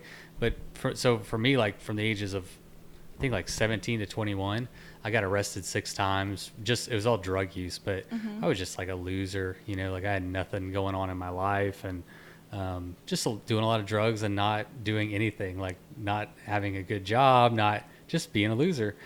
And it took getting arrested 6 times to finally get it through my head that, okay, this is not a good lifestyle. And whenever I decided I wanted to change, I remember I went for a run. It was at night, and I made it 0.4 miles, and then I like died. I smoked cigarettes and stuff too, and so but I never, like, that was such a huge motivator. Like, being that person I used to be motivated me so hard to get into, it's what drove me back into cycling, back into working out. Because like as a kid, ride bikes and everything, and then I got into skateboarding, then I got into drugs, and then, but the bike was a way for me. It was my vehicle, my tool to get back to a healthy lifestyle and leave like that other guy behind, and like it took a while though. That's why I asked you the question, like it took a while. Like I feel like there was definitely a period of time where I could have slipped back, into like my old ways, but just staying healthy on the bike and having, I don't know. It's like the culture, it's everything. It's like you say, it's like I have friends like the bike is a huge part of my life, and so just replace all that shit that you're doing, all the laziness and all the crap you were putting food crap, I guess I was putting drugs crap in my body, and it's just a great way to move past that. Well, something cool and interesting that I've found out. Howdy. Hey. Come on in. Are you here for Mark? Vince is home with a sick baby, but Mark is in the back. Something that I found kind of, I don't know necessarily that it's like commonplace, but a lot of people, like I have a history, like a drug past history too. Actually recently this year, or in 2018, November, I lost my high school best friend to an overdose, which has been like really hard looking back at, like, it was also in those high school years where those 18, 19 years where I was like, I can't do, like, I want more out of my life than this. And I strayed from like the path of using all the time to the path of trying to straighten my life out, trying to lose weight, trying to do all these things. And it's been this like continuous thing. But something I found with a few people, it's like the bike racing is kind of like a drug. Like the high that I feel from doing these bike races and pushing my physical limits is, I would say, parallel to the high that I would feel when I used, except it's in a different, healthier, or maybe it's not even healthy, it's not, maybe it's not ideal to stay awake for 46 hours or however long. But you're not doing that all the time, right, too. Like in your daily life, you're working out, you're sleeping, you're eating healthy, and then every once in a while you gut it. And I'm not a doctor, I have no idea. Right. Obviously going that long is not healthy. What is the long term? Right. It's got to be better than like popping opiates every day. It's got to be better than that. So I'm like, okay, I'm winning in that front. But I'm so glad you said that you get a high from it, because that puts it so succinctly. Like you're just replacing one drug for another drug, dopamine. Right. And you're getting that kick. Oh, I thought someone was knocking. So did I. Yeah, you're just getting a kick in a different way. So yeah, that's a great way to put it. Right. And that's like something I've been in touch with, like old people on and off from my past days as a using person, and so many of them have turned into like, I ran my first marathon, and I did this, and it's just like a different way to channel that. I stopped drinking last year, which is also something kind of hard to do in the bike scene. Yeah, that's every event is around that. They're like, here, free beer for this. Free beer.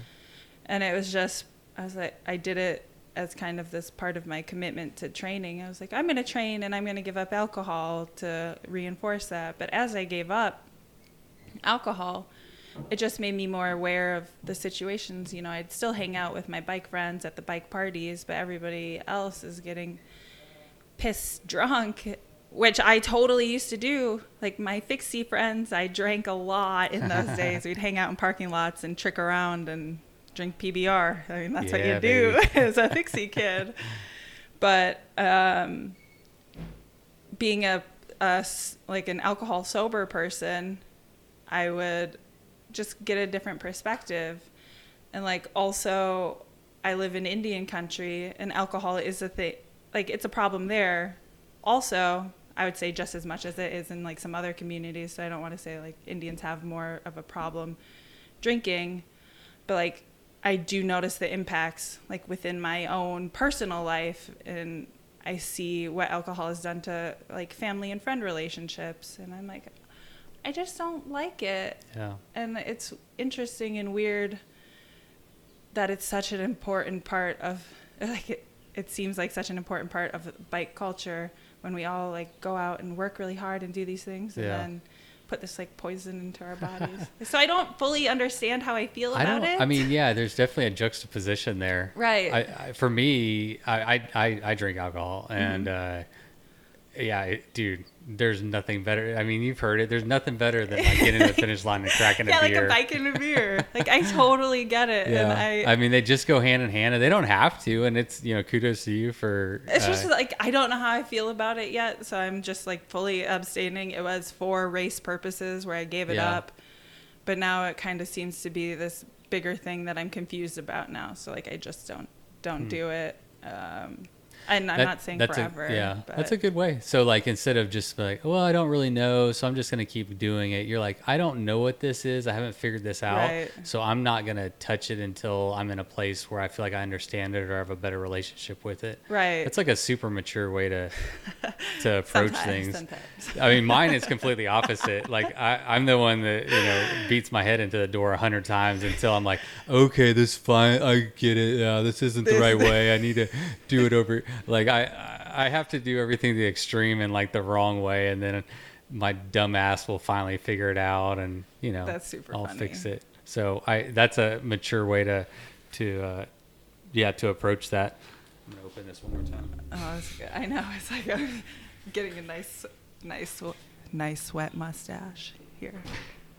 Austin, Texas. It feels so good out there in the sun. Oh yeah, Actually, I'm sure.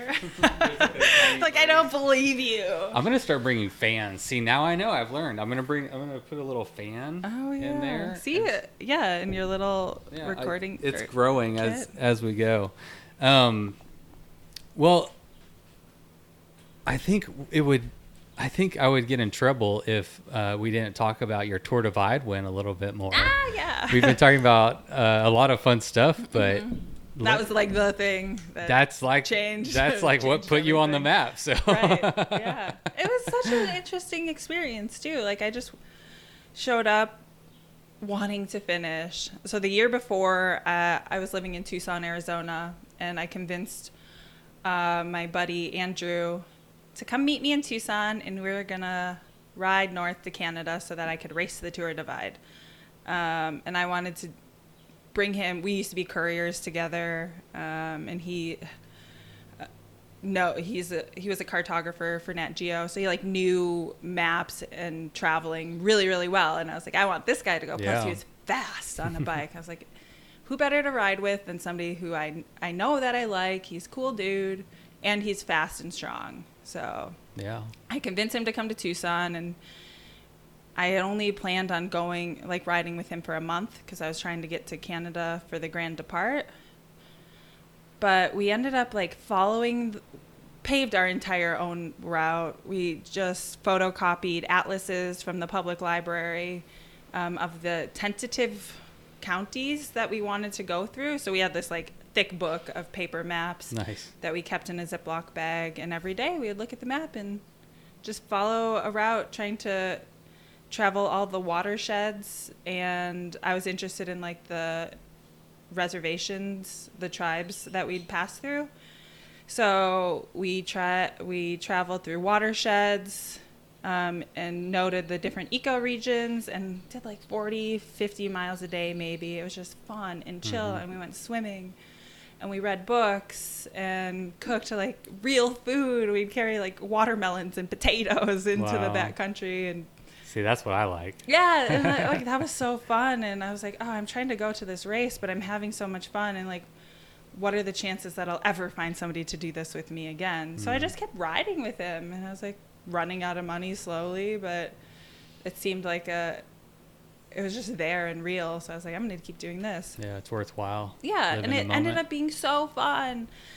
And then I totally like fell hard in love with him. And then we parted ways outside of Whitefish, Montana. And I still rode up to the start because I was going to do an ITT on my way back down, an individual time trial. And he carried on. And after I pedaled away, it's just like my heart broke because he was going back to where he lived, and I lived in Arizona, and I was like, there's no way anything will ever come out of this. It's too complicated and confusing anyways, but like I couldn't help that my heart felt that way. Yeah. So I got to Banff, and I was set off to do my time trial, like only had enough money to buy tortillas and peanut butter for the whole trip back. Whoa. Couldn't buy new tires, needed new tires. But I start out, and I made it over Coco Claims, which is, I don't know, like 100 miles in. How far after the Grand Depart did you leave?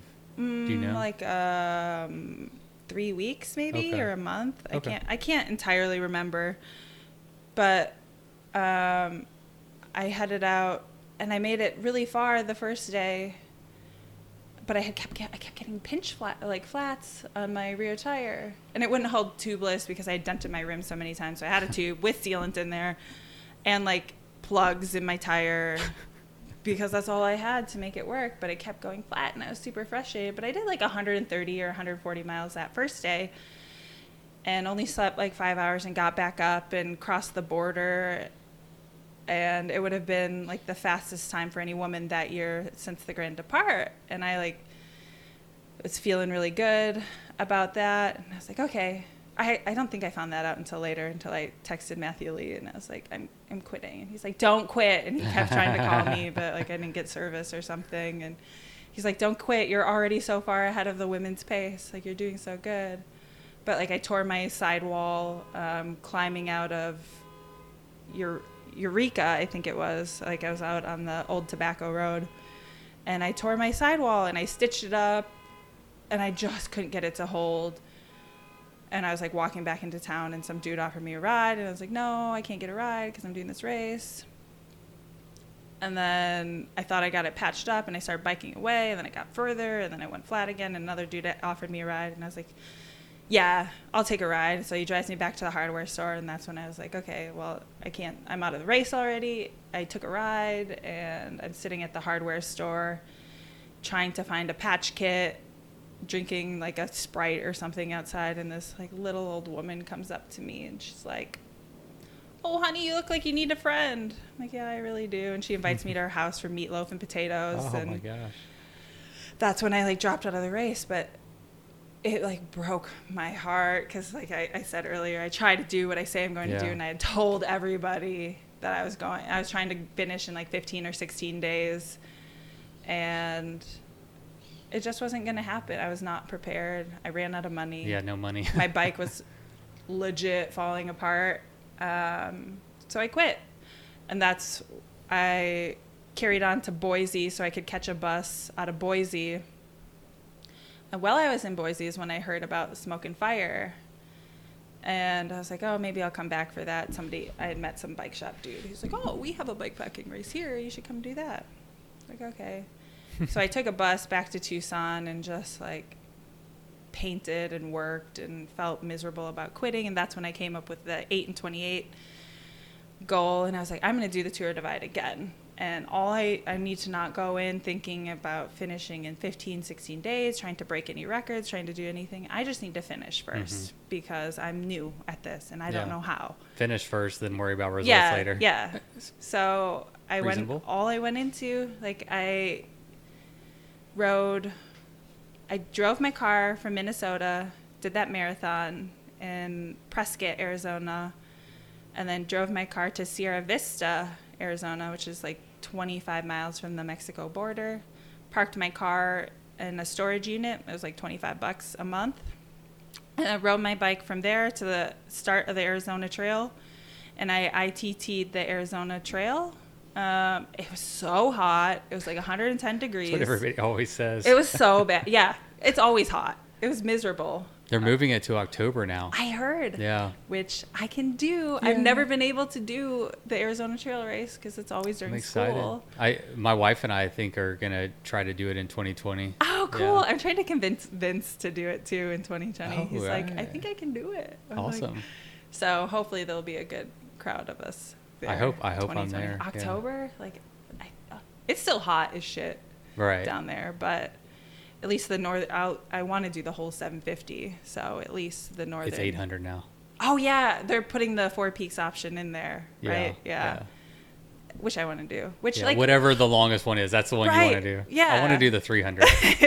Our which is idea. hard. That's hard. Our idea is to do the 300 and then spend a couple days at the Grand Canyon. Oh yeah. So That'd be super dope. yeah. Anyway. I mean, the 300 is hard. I think like doing 50 miles a day is like really hard and pushing it too. Really? So it's just all pretty techie single track. Wonderful. Lots of walking.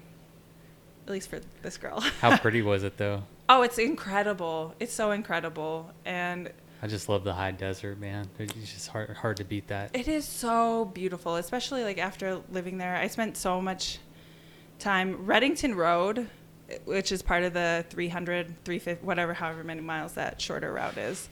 Short. Reddington Road was like the first bike packing adventure that I went on when I moved to Tucson. I like totally went to this bike shop, bought a part. I was like, oh, I'm really into bike packing, and I had stopped the year I toured before I rode the Divide, like on a tour. I stopped at this bike shop, and the guy remembered. He's like, oh, you were here a couple years ago before you toured. I was like, yeah, he remembered me. He's like, me and some friends are going bike packing. You want to come with?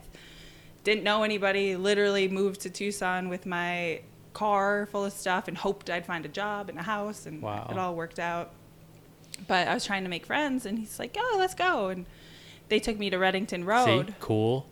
Right? Bike packers everywhere. There are, especially in Tucson, especially some of my coolest best friends came out of that time that I lived there.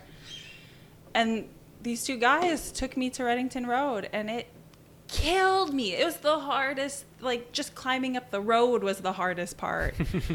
And it has like these switchbacks, and that's part of the Arizona Trail. So I was just excited to get doing the Arizona Trail on that part where it like brings back these memories of where mountain biking really began for me. And I did the Arizona Trail. Oh, and then I rode up. Yeah, so I you was parked talking your about- car. Yeah, I and you parked my rode- car, rode the Arizona Trail up. So you were riding to Banff. Yeah, I was on my basically. way to Banff, but like chilling. I wasn't racing the Arizona Trail. I was only doing like, it took me 6 days to get to Superior. I was just trying to scope out and see what the trail would be like for when I did race it. Right. Because I Smart. wanted to race it at some point. Yeah. So I got to Flagstaff, all on the trail, and then by the time I got to Flag, the fires were so bad they had closed like 2 sections of the national forest. Yeah. So I had to reroute on the highway to a good section of it. I could have still done the Grand Canyon, but by that point I was like, I just want to do the trail. And it was Memorial Day weekend, and my friend was like, I have all 4 days off. So I ended up actually hopping on a bus in Flagstaff and bussed up to Idaho and spent a week bike packing with my friend in Idaho.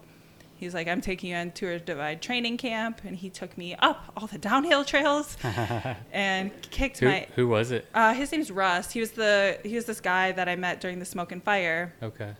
Super awesome dude. I have a friend from Idaho. Okay. So I just was curious. He might know who he is. What's his 'cause name? Ash Alexander. I don't think I know who He he is. he actually he lived in Driggs for a long time, and then just moved to New York. So anyway, Oh, New York from Idaho. yeah, he's up in the northern part of New York where I don't know. There's some mountains up there, and it's New York really mountains. pretty.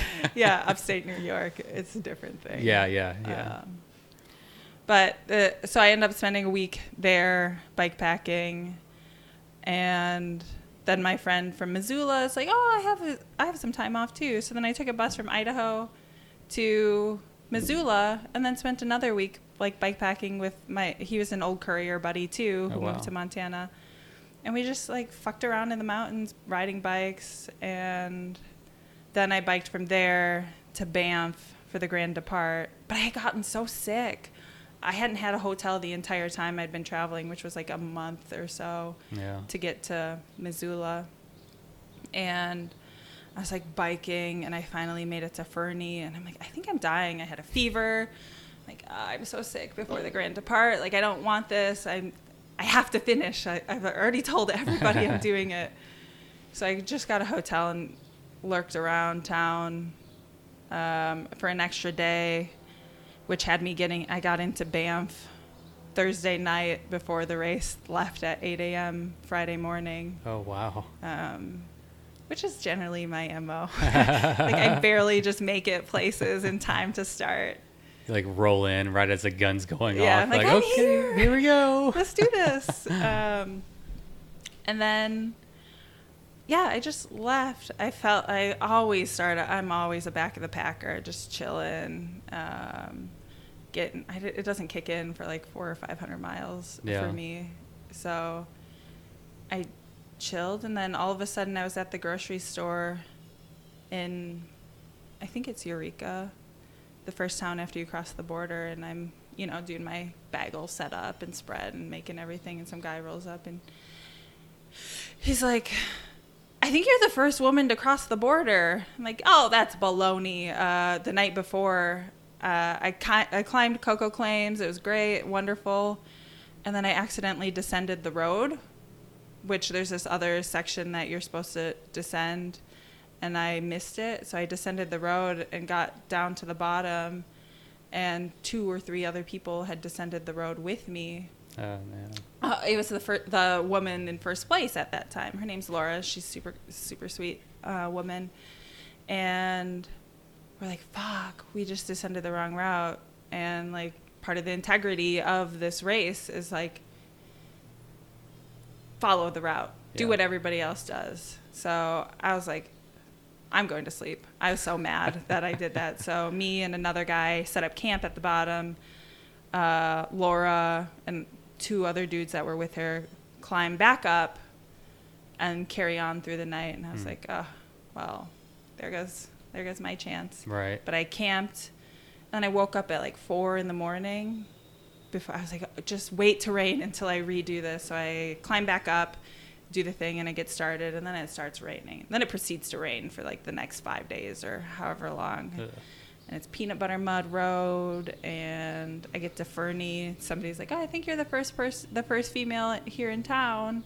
Like, oh, I don't know, whatever. I keep carrying on, and then I finally make it to Ovando, Montana, where there's like people standing in the town square, and I pull up, and they're like clapping. Whoa! They're like, we kept the corner store open in case you need anything. And I was like, wow. oh God, that's so cute. They're like, you're the first woman. And I was like, now you're starting whoa, to believe it. like I believe you. You know, a couple of people took my pictures. I was like, oh, this is so cool. And I was totally. Before you drop down into Ovando, you climb Richmond Peak. And there's this little section of single track, and I love I'm more of a mountain bike, like a techie mountain bike rider than anything else. So I was like high off of that. So it was so fun. And then I get to this town where I learn. We'll wait for the ringing to stop. So I find out in Ovando that I'm first woman, and they're like, you have like 40 miles on her. I'm like, whoa. Okay, cool. So I like push it through the night and make it to Lincoln, and I had to charge my stuff, everything, my charging, like I mentioned, I had the SP, and charging setup kind of just sucked. So I had to charge my power bank once I got to town, but like I'm super poor, so like I can't get a hotel. I saved up enough money for one hotel during the entire race, and I was saving it for when I needed it. So I get to Lincoln, and I find this like little clinic that has 2 outlets on the outside door. So I like plug all my stuff in, and I leave a little note because it's like red and blinking and weird and like might look like a bomb or something. So I like leave a note. I'm like, riding the divide, just charging my stuff. We'll be back at 5 a.m. or something. Oh, wow. So people don't like unplug it or whatever. Yeah. And I just find actually like this fence next to a garden that had a down comforter hanging off of it. And I lay out my tarp and my sleeping bag, and I put the down comforter on top of it. So like my sleeping bag doesn't get wet and I stay so warm. And I slept for like 5 hours and got all my stuff charged and just pressed on so hard for the next, 5 days. Laura was always like 40 or 50 miles behind me. Wow. And then after you get to High Mountain Lodge, which is like you have to go there. I think his name's Russ. I don't remember. I don't want to say the wrong name. But the guy and his wife that run High Mountain Lodge just outside Polaris, Montana, have like a little cardboard thing with all the racers' names on it. And like I'd toured the divide twice before and been to the High Mountain Lodge twice and always seen all the racers go through and like read all their names. And like all I wanted to do was put my name on that board. And I finally made it. And I put my name on there, and it was like they put a star next to it or something because I was the first female. I like start crying. They had a new employee working there. This was her first year doing the Tour Divide. Oh, wow. So like I don't know if she knew how special it was. I like start crying, and she's like, "Okay, do you want some eggs now or something?" Oh, sorry. And I'm like, I've just like waited for this moment for so long, and it's just like writing your name on a stupid fucking piece of cardboard. But like I wanted to do that, and then like the skies, they're like, "Oh, it's gonna rain," and I was like, "Oh, I better get going," because Old Bannock Road is this like road known for being a peanut butter mud road. If you get caught on that in the rain, it's unrideable. Okay.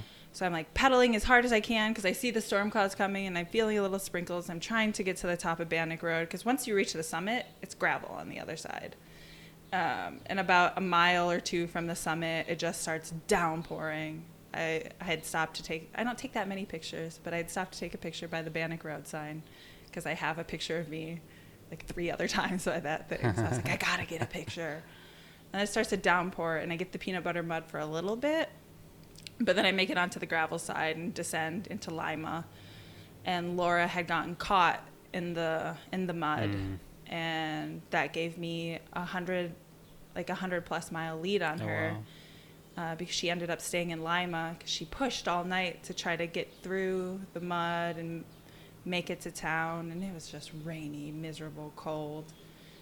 And pretty much from that point on, I had a solid like 150 miles on and off lead from her, and I just chilled so much more. I was like, as long as I just keep doing what I'm doing. I found this really awesome group of guys to ride with, and we'd go out for food. I mean, we'd ride hard, like 120 or 130 miles a day, but since I was with this group of guys, we would get food together like twice a day. I started spending my money way faster than I had been by myself, but it was a little bit more fun. And I like, why would I work harder than I have to? I wasn't going for a record or anything. Record, I wasn't even close to that pace. So I was like, all I have to do is go fast enough to win. That's all I gotta do. Right? And my friends would occasionally text me like, she's 90 miles behind you. So I like press a little harder that next day or something.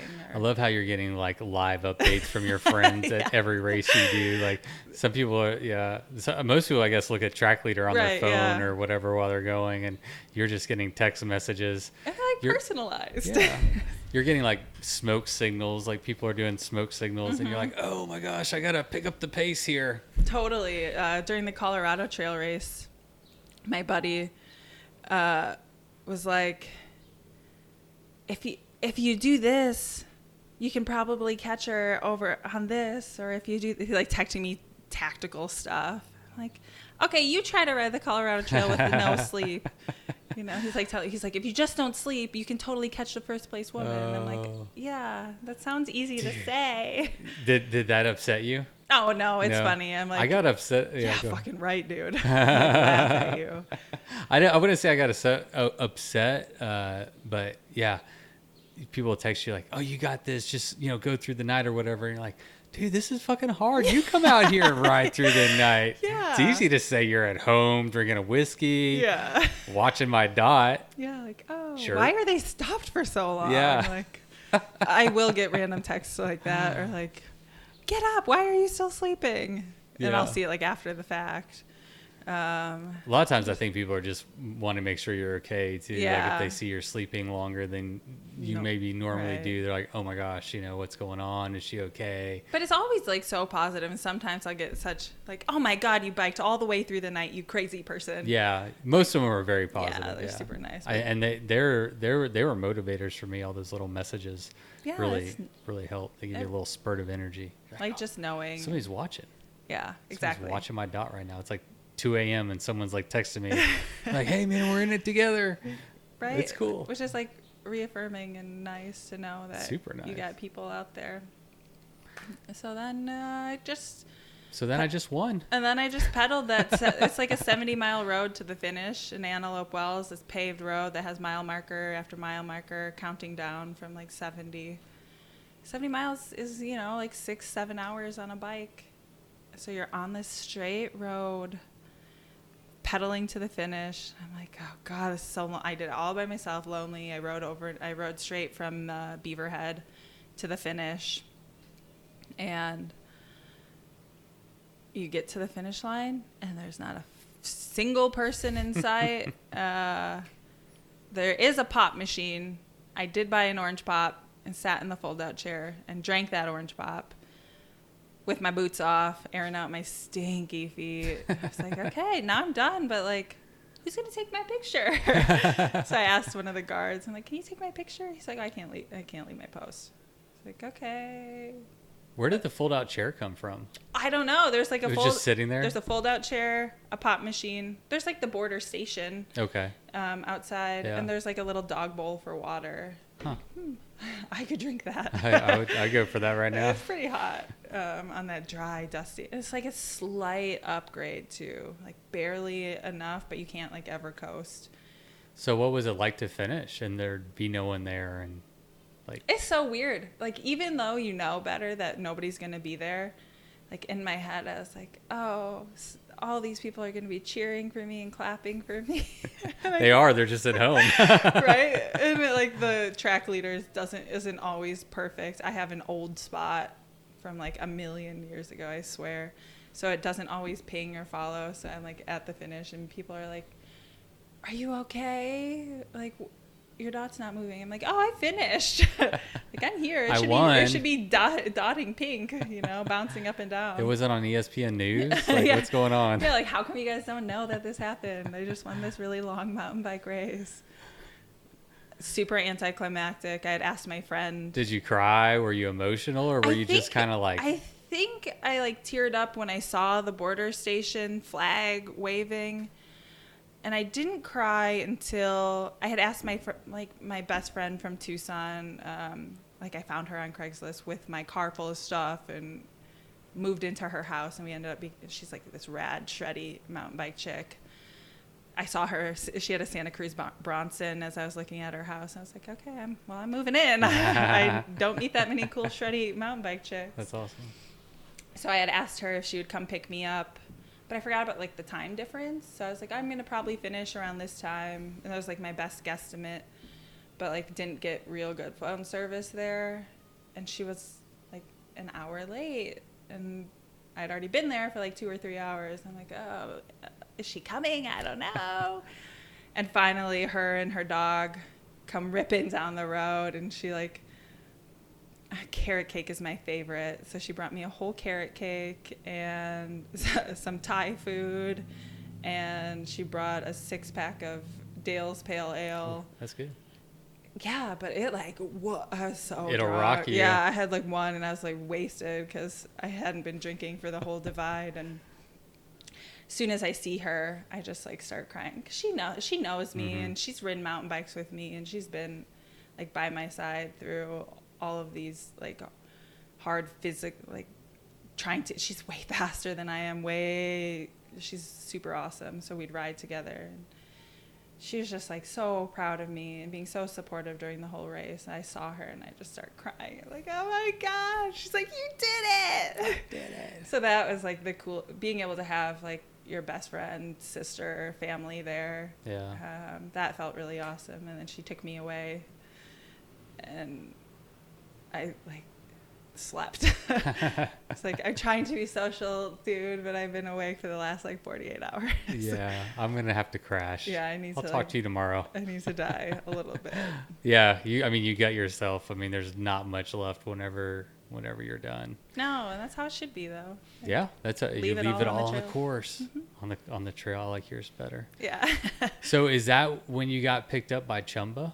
I actually had connected with CHUMBA before I set out on this 8 and 28 goal. I used to ride a Surly Krampus, which I loved and swore by. I rode that bike tens of thousands of miles all over the country. It's what got me into bike packing. I used to I got it right when the first year it came out. And I wasn't familiar with like bike packing bags or anything, so I had a front rack and I had a rear rack and I had panniers, and I'd tour around Wisconsin on that thing. Well, then I moved to Tucson and it totally got stolen because everything gets stolen in Tucson. And I only had saved up like $2,000 for a bike, which like that sounds like a lot of money, but you need a durable, reliable bike with like all this charging set up. And Right. I had reached out to CHUMBA and I was like, hey, this is how much money I have. Here's my story. I've been keeping this blog. Can you build me a bike that I can trust for this journey with this amount of money? And they're like, yeah, you seem super cool. We kind of like what you're about. You can like ride for the team. And they helped me build a bike that was in my budget. And sent me some bags. And I was like, okay. And Vince was like, all we ask is that you like post, like tag us in social media stuff. And I was like, oh, well, I really don't, like, I don't do that and I don't want to and I don't believe in that. So like, I'm just saying that up front. And he's like, oh, okay, no problem. If you just send us a couple pictures here and there, if you're cool with us using it on our Instagram and our social media, that's fine. And if you just like, keep up on your blog and, just keep being you. Yeah. Ultimately what they said was like, we're interested in you because you're you, so just keep doing that. Love that. And I was like, okay, that's really cool. Love that. Never asked me to like wear a kit, never asked me to do anything that I wasn't comfortable with. And then pretty much it was like I got a text message from Vince halfway through the Tour Divide and he's like, we had no idea you're such a badass. Go, go, go, you're awesome. And that during the Tour Divide experience was when we started communicating more, like afterwards. And I was like, well, I want to do this other race, but my tires are worn out. So they like helped me get new tires. And I was able to keep doing my races with their support. And then now, ever since, they're just like my people. As I've gotten to know them, I love their business and everything that they do and believe in. They stay true to themselves. They do everything. Everything is made here in the USA for all of their bikes. Yeah. Their frames, like Mark makes every single frame. And yeah, he's back there right now making frames. I just heard the saw going. Yeah. He hand welds everything, and they're just all so beautiful. They really are beautiful bikes. Right. And like as a metal worker, like that's what pulled me to them. I saw their manufacturing video, like I know which one you're talking yeah, about. the one like I was like, oh my God, like I know how to run all those machines, and just seeing how much precision. I think there's like beauty and functional art. So it's like art that has a purpose, but like if you don't know and appreciate metal, it might be overlooked. But like every time I have 3 CHUMBA bikes. I ride the Ursa Major, which is their fat bike. I have the Rastro, which is what I rode the Tour Divide on. And that's more of a mountain bike? Yeah, it's like more of Hardtail a mountain aggressive, hardtail, descending, fun ripper. Gotcha. And now I'm riding the Stella titanium. But I look at these bikes and like the yoke, like I'm like, oh, look at this yoke and look at how they do the dropouts and look at this weld and look at this head tube and like, Yeah.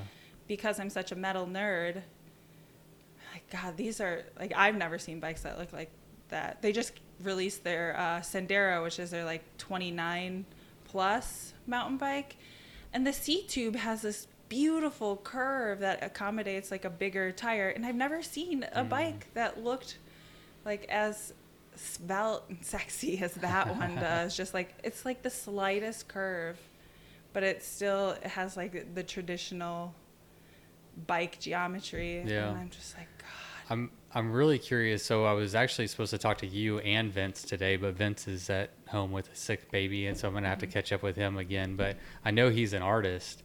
Right. He's a talented artist. I've And been then- staying at their house. Yeah, so I'm really interested because his bikes are works of art, like it's in my opinion, and so I'm really curious to talk to him about how like the art influences their design of their bikes. Right. Well, I don't know. Like, I tried to talk to Vince about some of that stuff too, but Mark, like he's the one that makes and, as far as I know, like does a lot of the like design stuff too. Mark has a like pretty strong background in machining. He worked in like aerospace for so long, and aerospace has like such tight particular tolerances. So like the machinist, it was always so interesting. The machinist world and the welder world were like two separate things. So like I went to welding school first, and all my welding guys they hated the machinist. And I was really good at TIG welding, and my TIG welding professor was actually like a machinist by trade, but started welding later, something with welding. And he's like, you're so good at TIG welding, you might like machining. So I went into machining school, and all my machinists hated the welders. They're like, oh, they're so sloppy. They're so this. And then all the welders thought the machinists were so like anal retentive because it's like so detail oriented.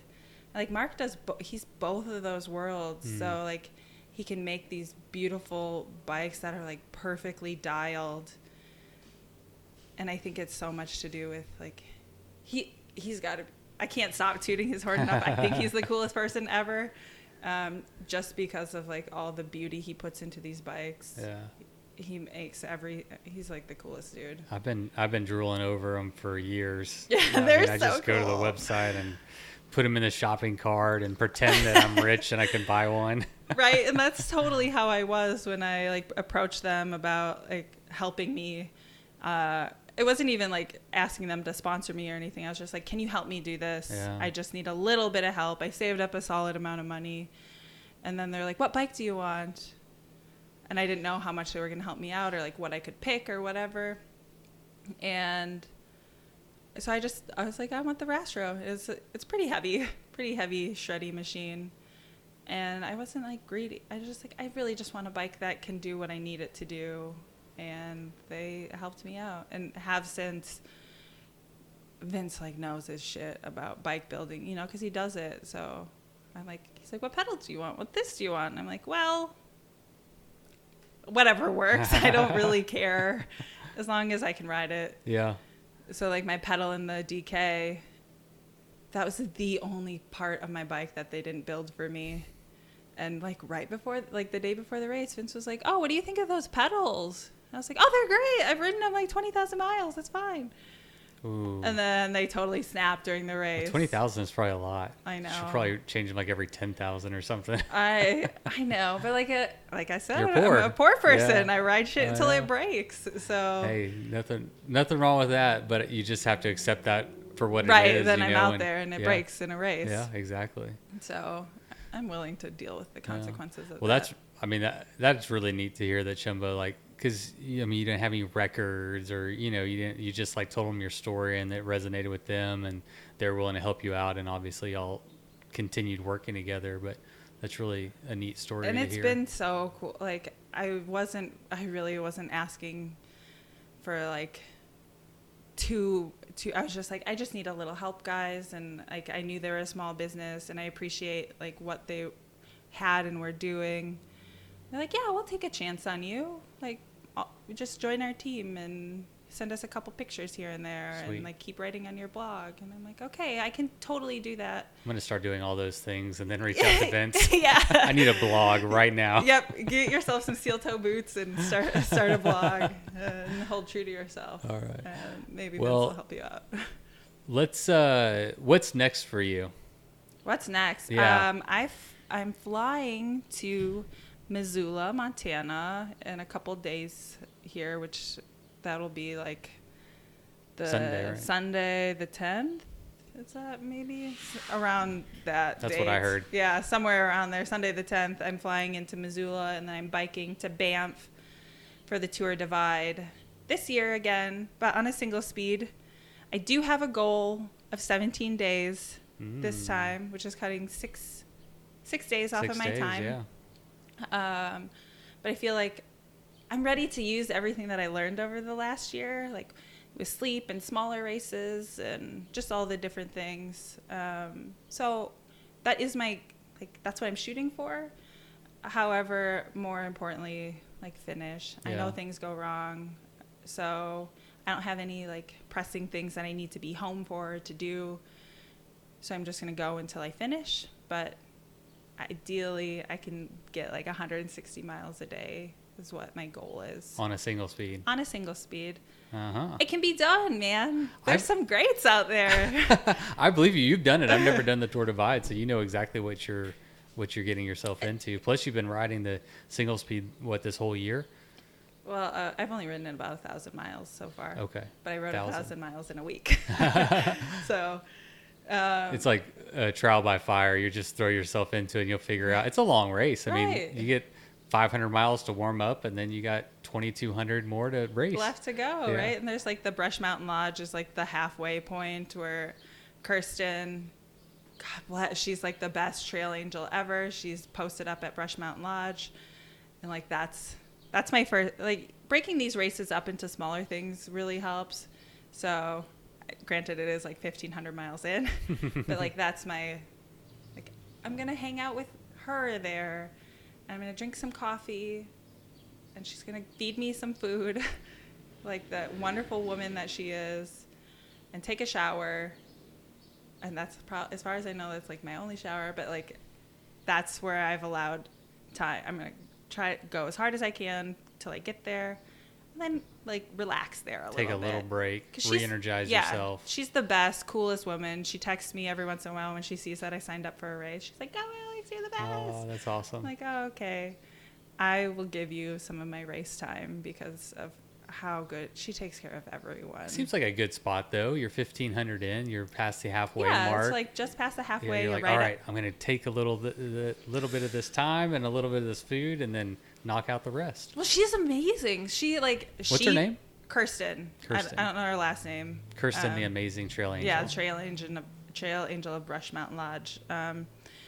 But she, like you go in to take. I got there last year, and she's just like, "I've been waiting to meet you." She hugs me, and she's like, "You want some food?" And she brings me out a plate of so much food.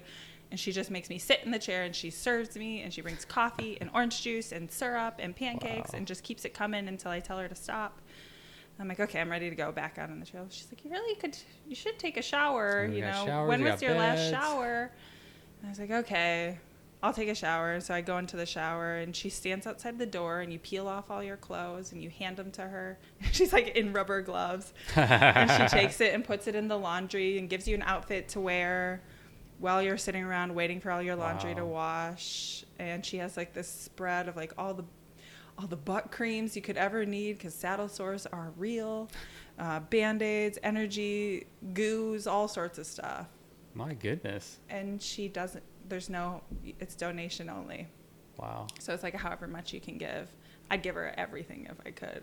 So she gets 5 stars on bikepacking Yelp for Yes, Trail Angels. She's like a hands down one of the kindest, That sounds insane. sweetest That's awesome. women ever. Yeah. So welcoming. It's like seeing your best friend out there. It's a great community, man. Even people that support it, you know, they see what you're out there doing and they just want to help. It's so neat. Totally. It's Yeah. so cool. And the Tour Divide route is so cool for that, just because it's so much more popular and common. So there's so many more people that like come out and know. So like when I was leading the women's pack last year, like people would come out of nowhere and be like taking my picture, or this one woman pulled over on the side of the road and she's like, "Here, I made you some apple cake." Like, I don't even know you, but you know, she's just like giving us food on the trail. It's just like the coolest thing. The people that I love it. It's like the communities you go through and they're like cheering you on. You feel like you have nothing left, and all of a sudden like somebody in their car is like cheering you on. You're like, oh, That's awesome. go Alexandra, go. Like, how do you know my name? Track leaders. This is so weird. Well, good luck this year. Thank you. I'll definitely be watching your dot from home and drinking whiskey. Yay. And That'll be I'll fun. get your phone number. I'll text Yeah, you. text me some positive cheering. I'll on send you stuff. some positivity and let you know what all your time splits are or whatever those Okay, are. I'll need to know that. Well, thank you so much for sitting down with me. Genuinely, I love your story. I love your passion. I love that. I love stories where like you can point to Alexandra and be like, okay, if Alexandra can do it, I can do it. You know what I'm saying? Yeah. Like you didn't come from a background where you were like super fit or anything. Like you came from probably one of the worst spots health-wise, and you've worked yourself all the way to be the first female Tour Divide finisher. Yeah, right? Like So, that's just a fact. that's Those how are it happened. facts, you That's know, super and like awesome. and you did that, you know. And so- Totally. And like, really, if I can do it, like I believe anybody else can do it too. yeah. And so much of that is like, I see somebody else doing it, and I'm like, I can do that. If they can, I can. Exactly. So if I can, you can. Exactly. So. Preach. I love it. I love that message. That's the one that I want to get out more than anything. Doesn't matter what your bike is, Totally. how much you weigh, whatever demons you have. I mean, whatever your adversity is, everybody has some. Just go out there and ride your damn bike. That's what I always say. Just go ride. Ride your damn bike. Just Yep, go do I love it. it. All right. Thank you. That's awesome. Check. Out of here. All right. Thank you, everyone, for tuning in. And thank you and congratulations to Alexandra. It was truly a treat to talk to you, and I cannot wait to do it again. Thank you for inspiring so many people, myself included. Now, go eat a damn cookie or something. I think you earned it. And maybe a nap, too, huh? All right. Well, I didn't do it at the beginning of the show, but I do have to let you all know that this show is 100% community supported. There are no advertisers. There are no sponsors. It's just me putting in 30 to 40 hours every single week to bring you a new episode.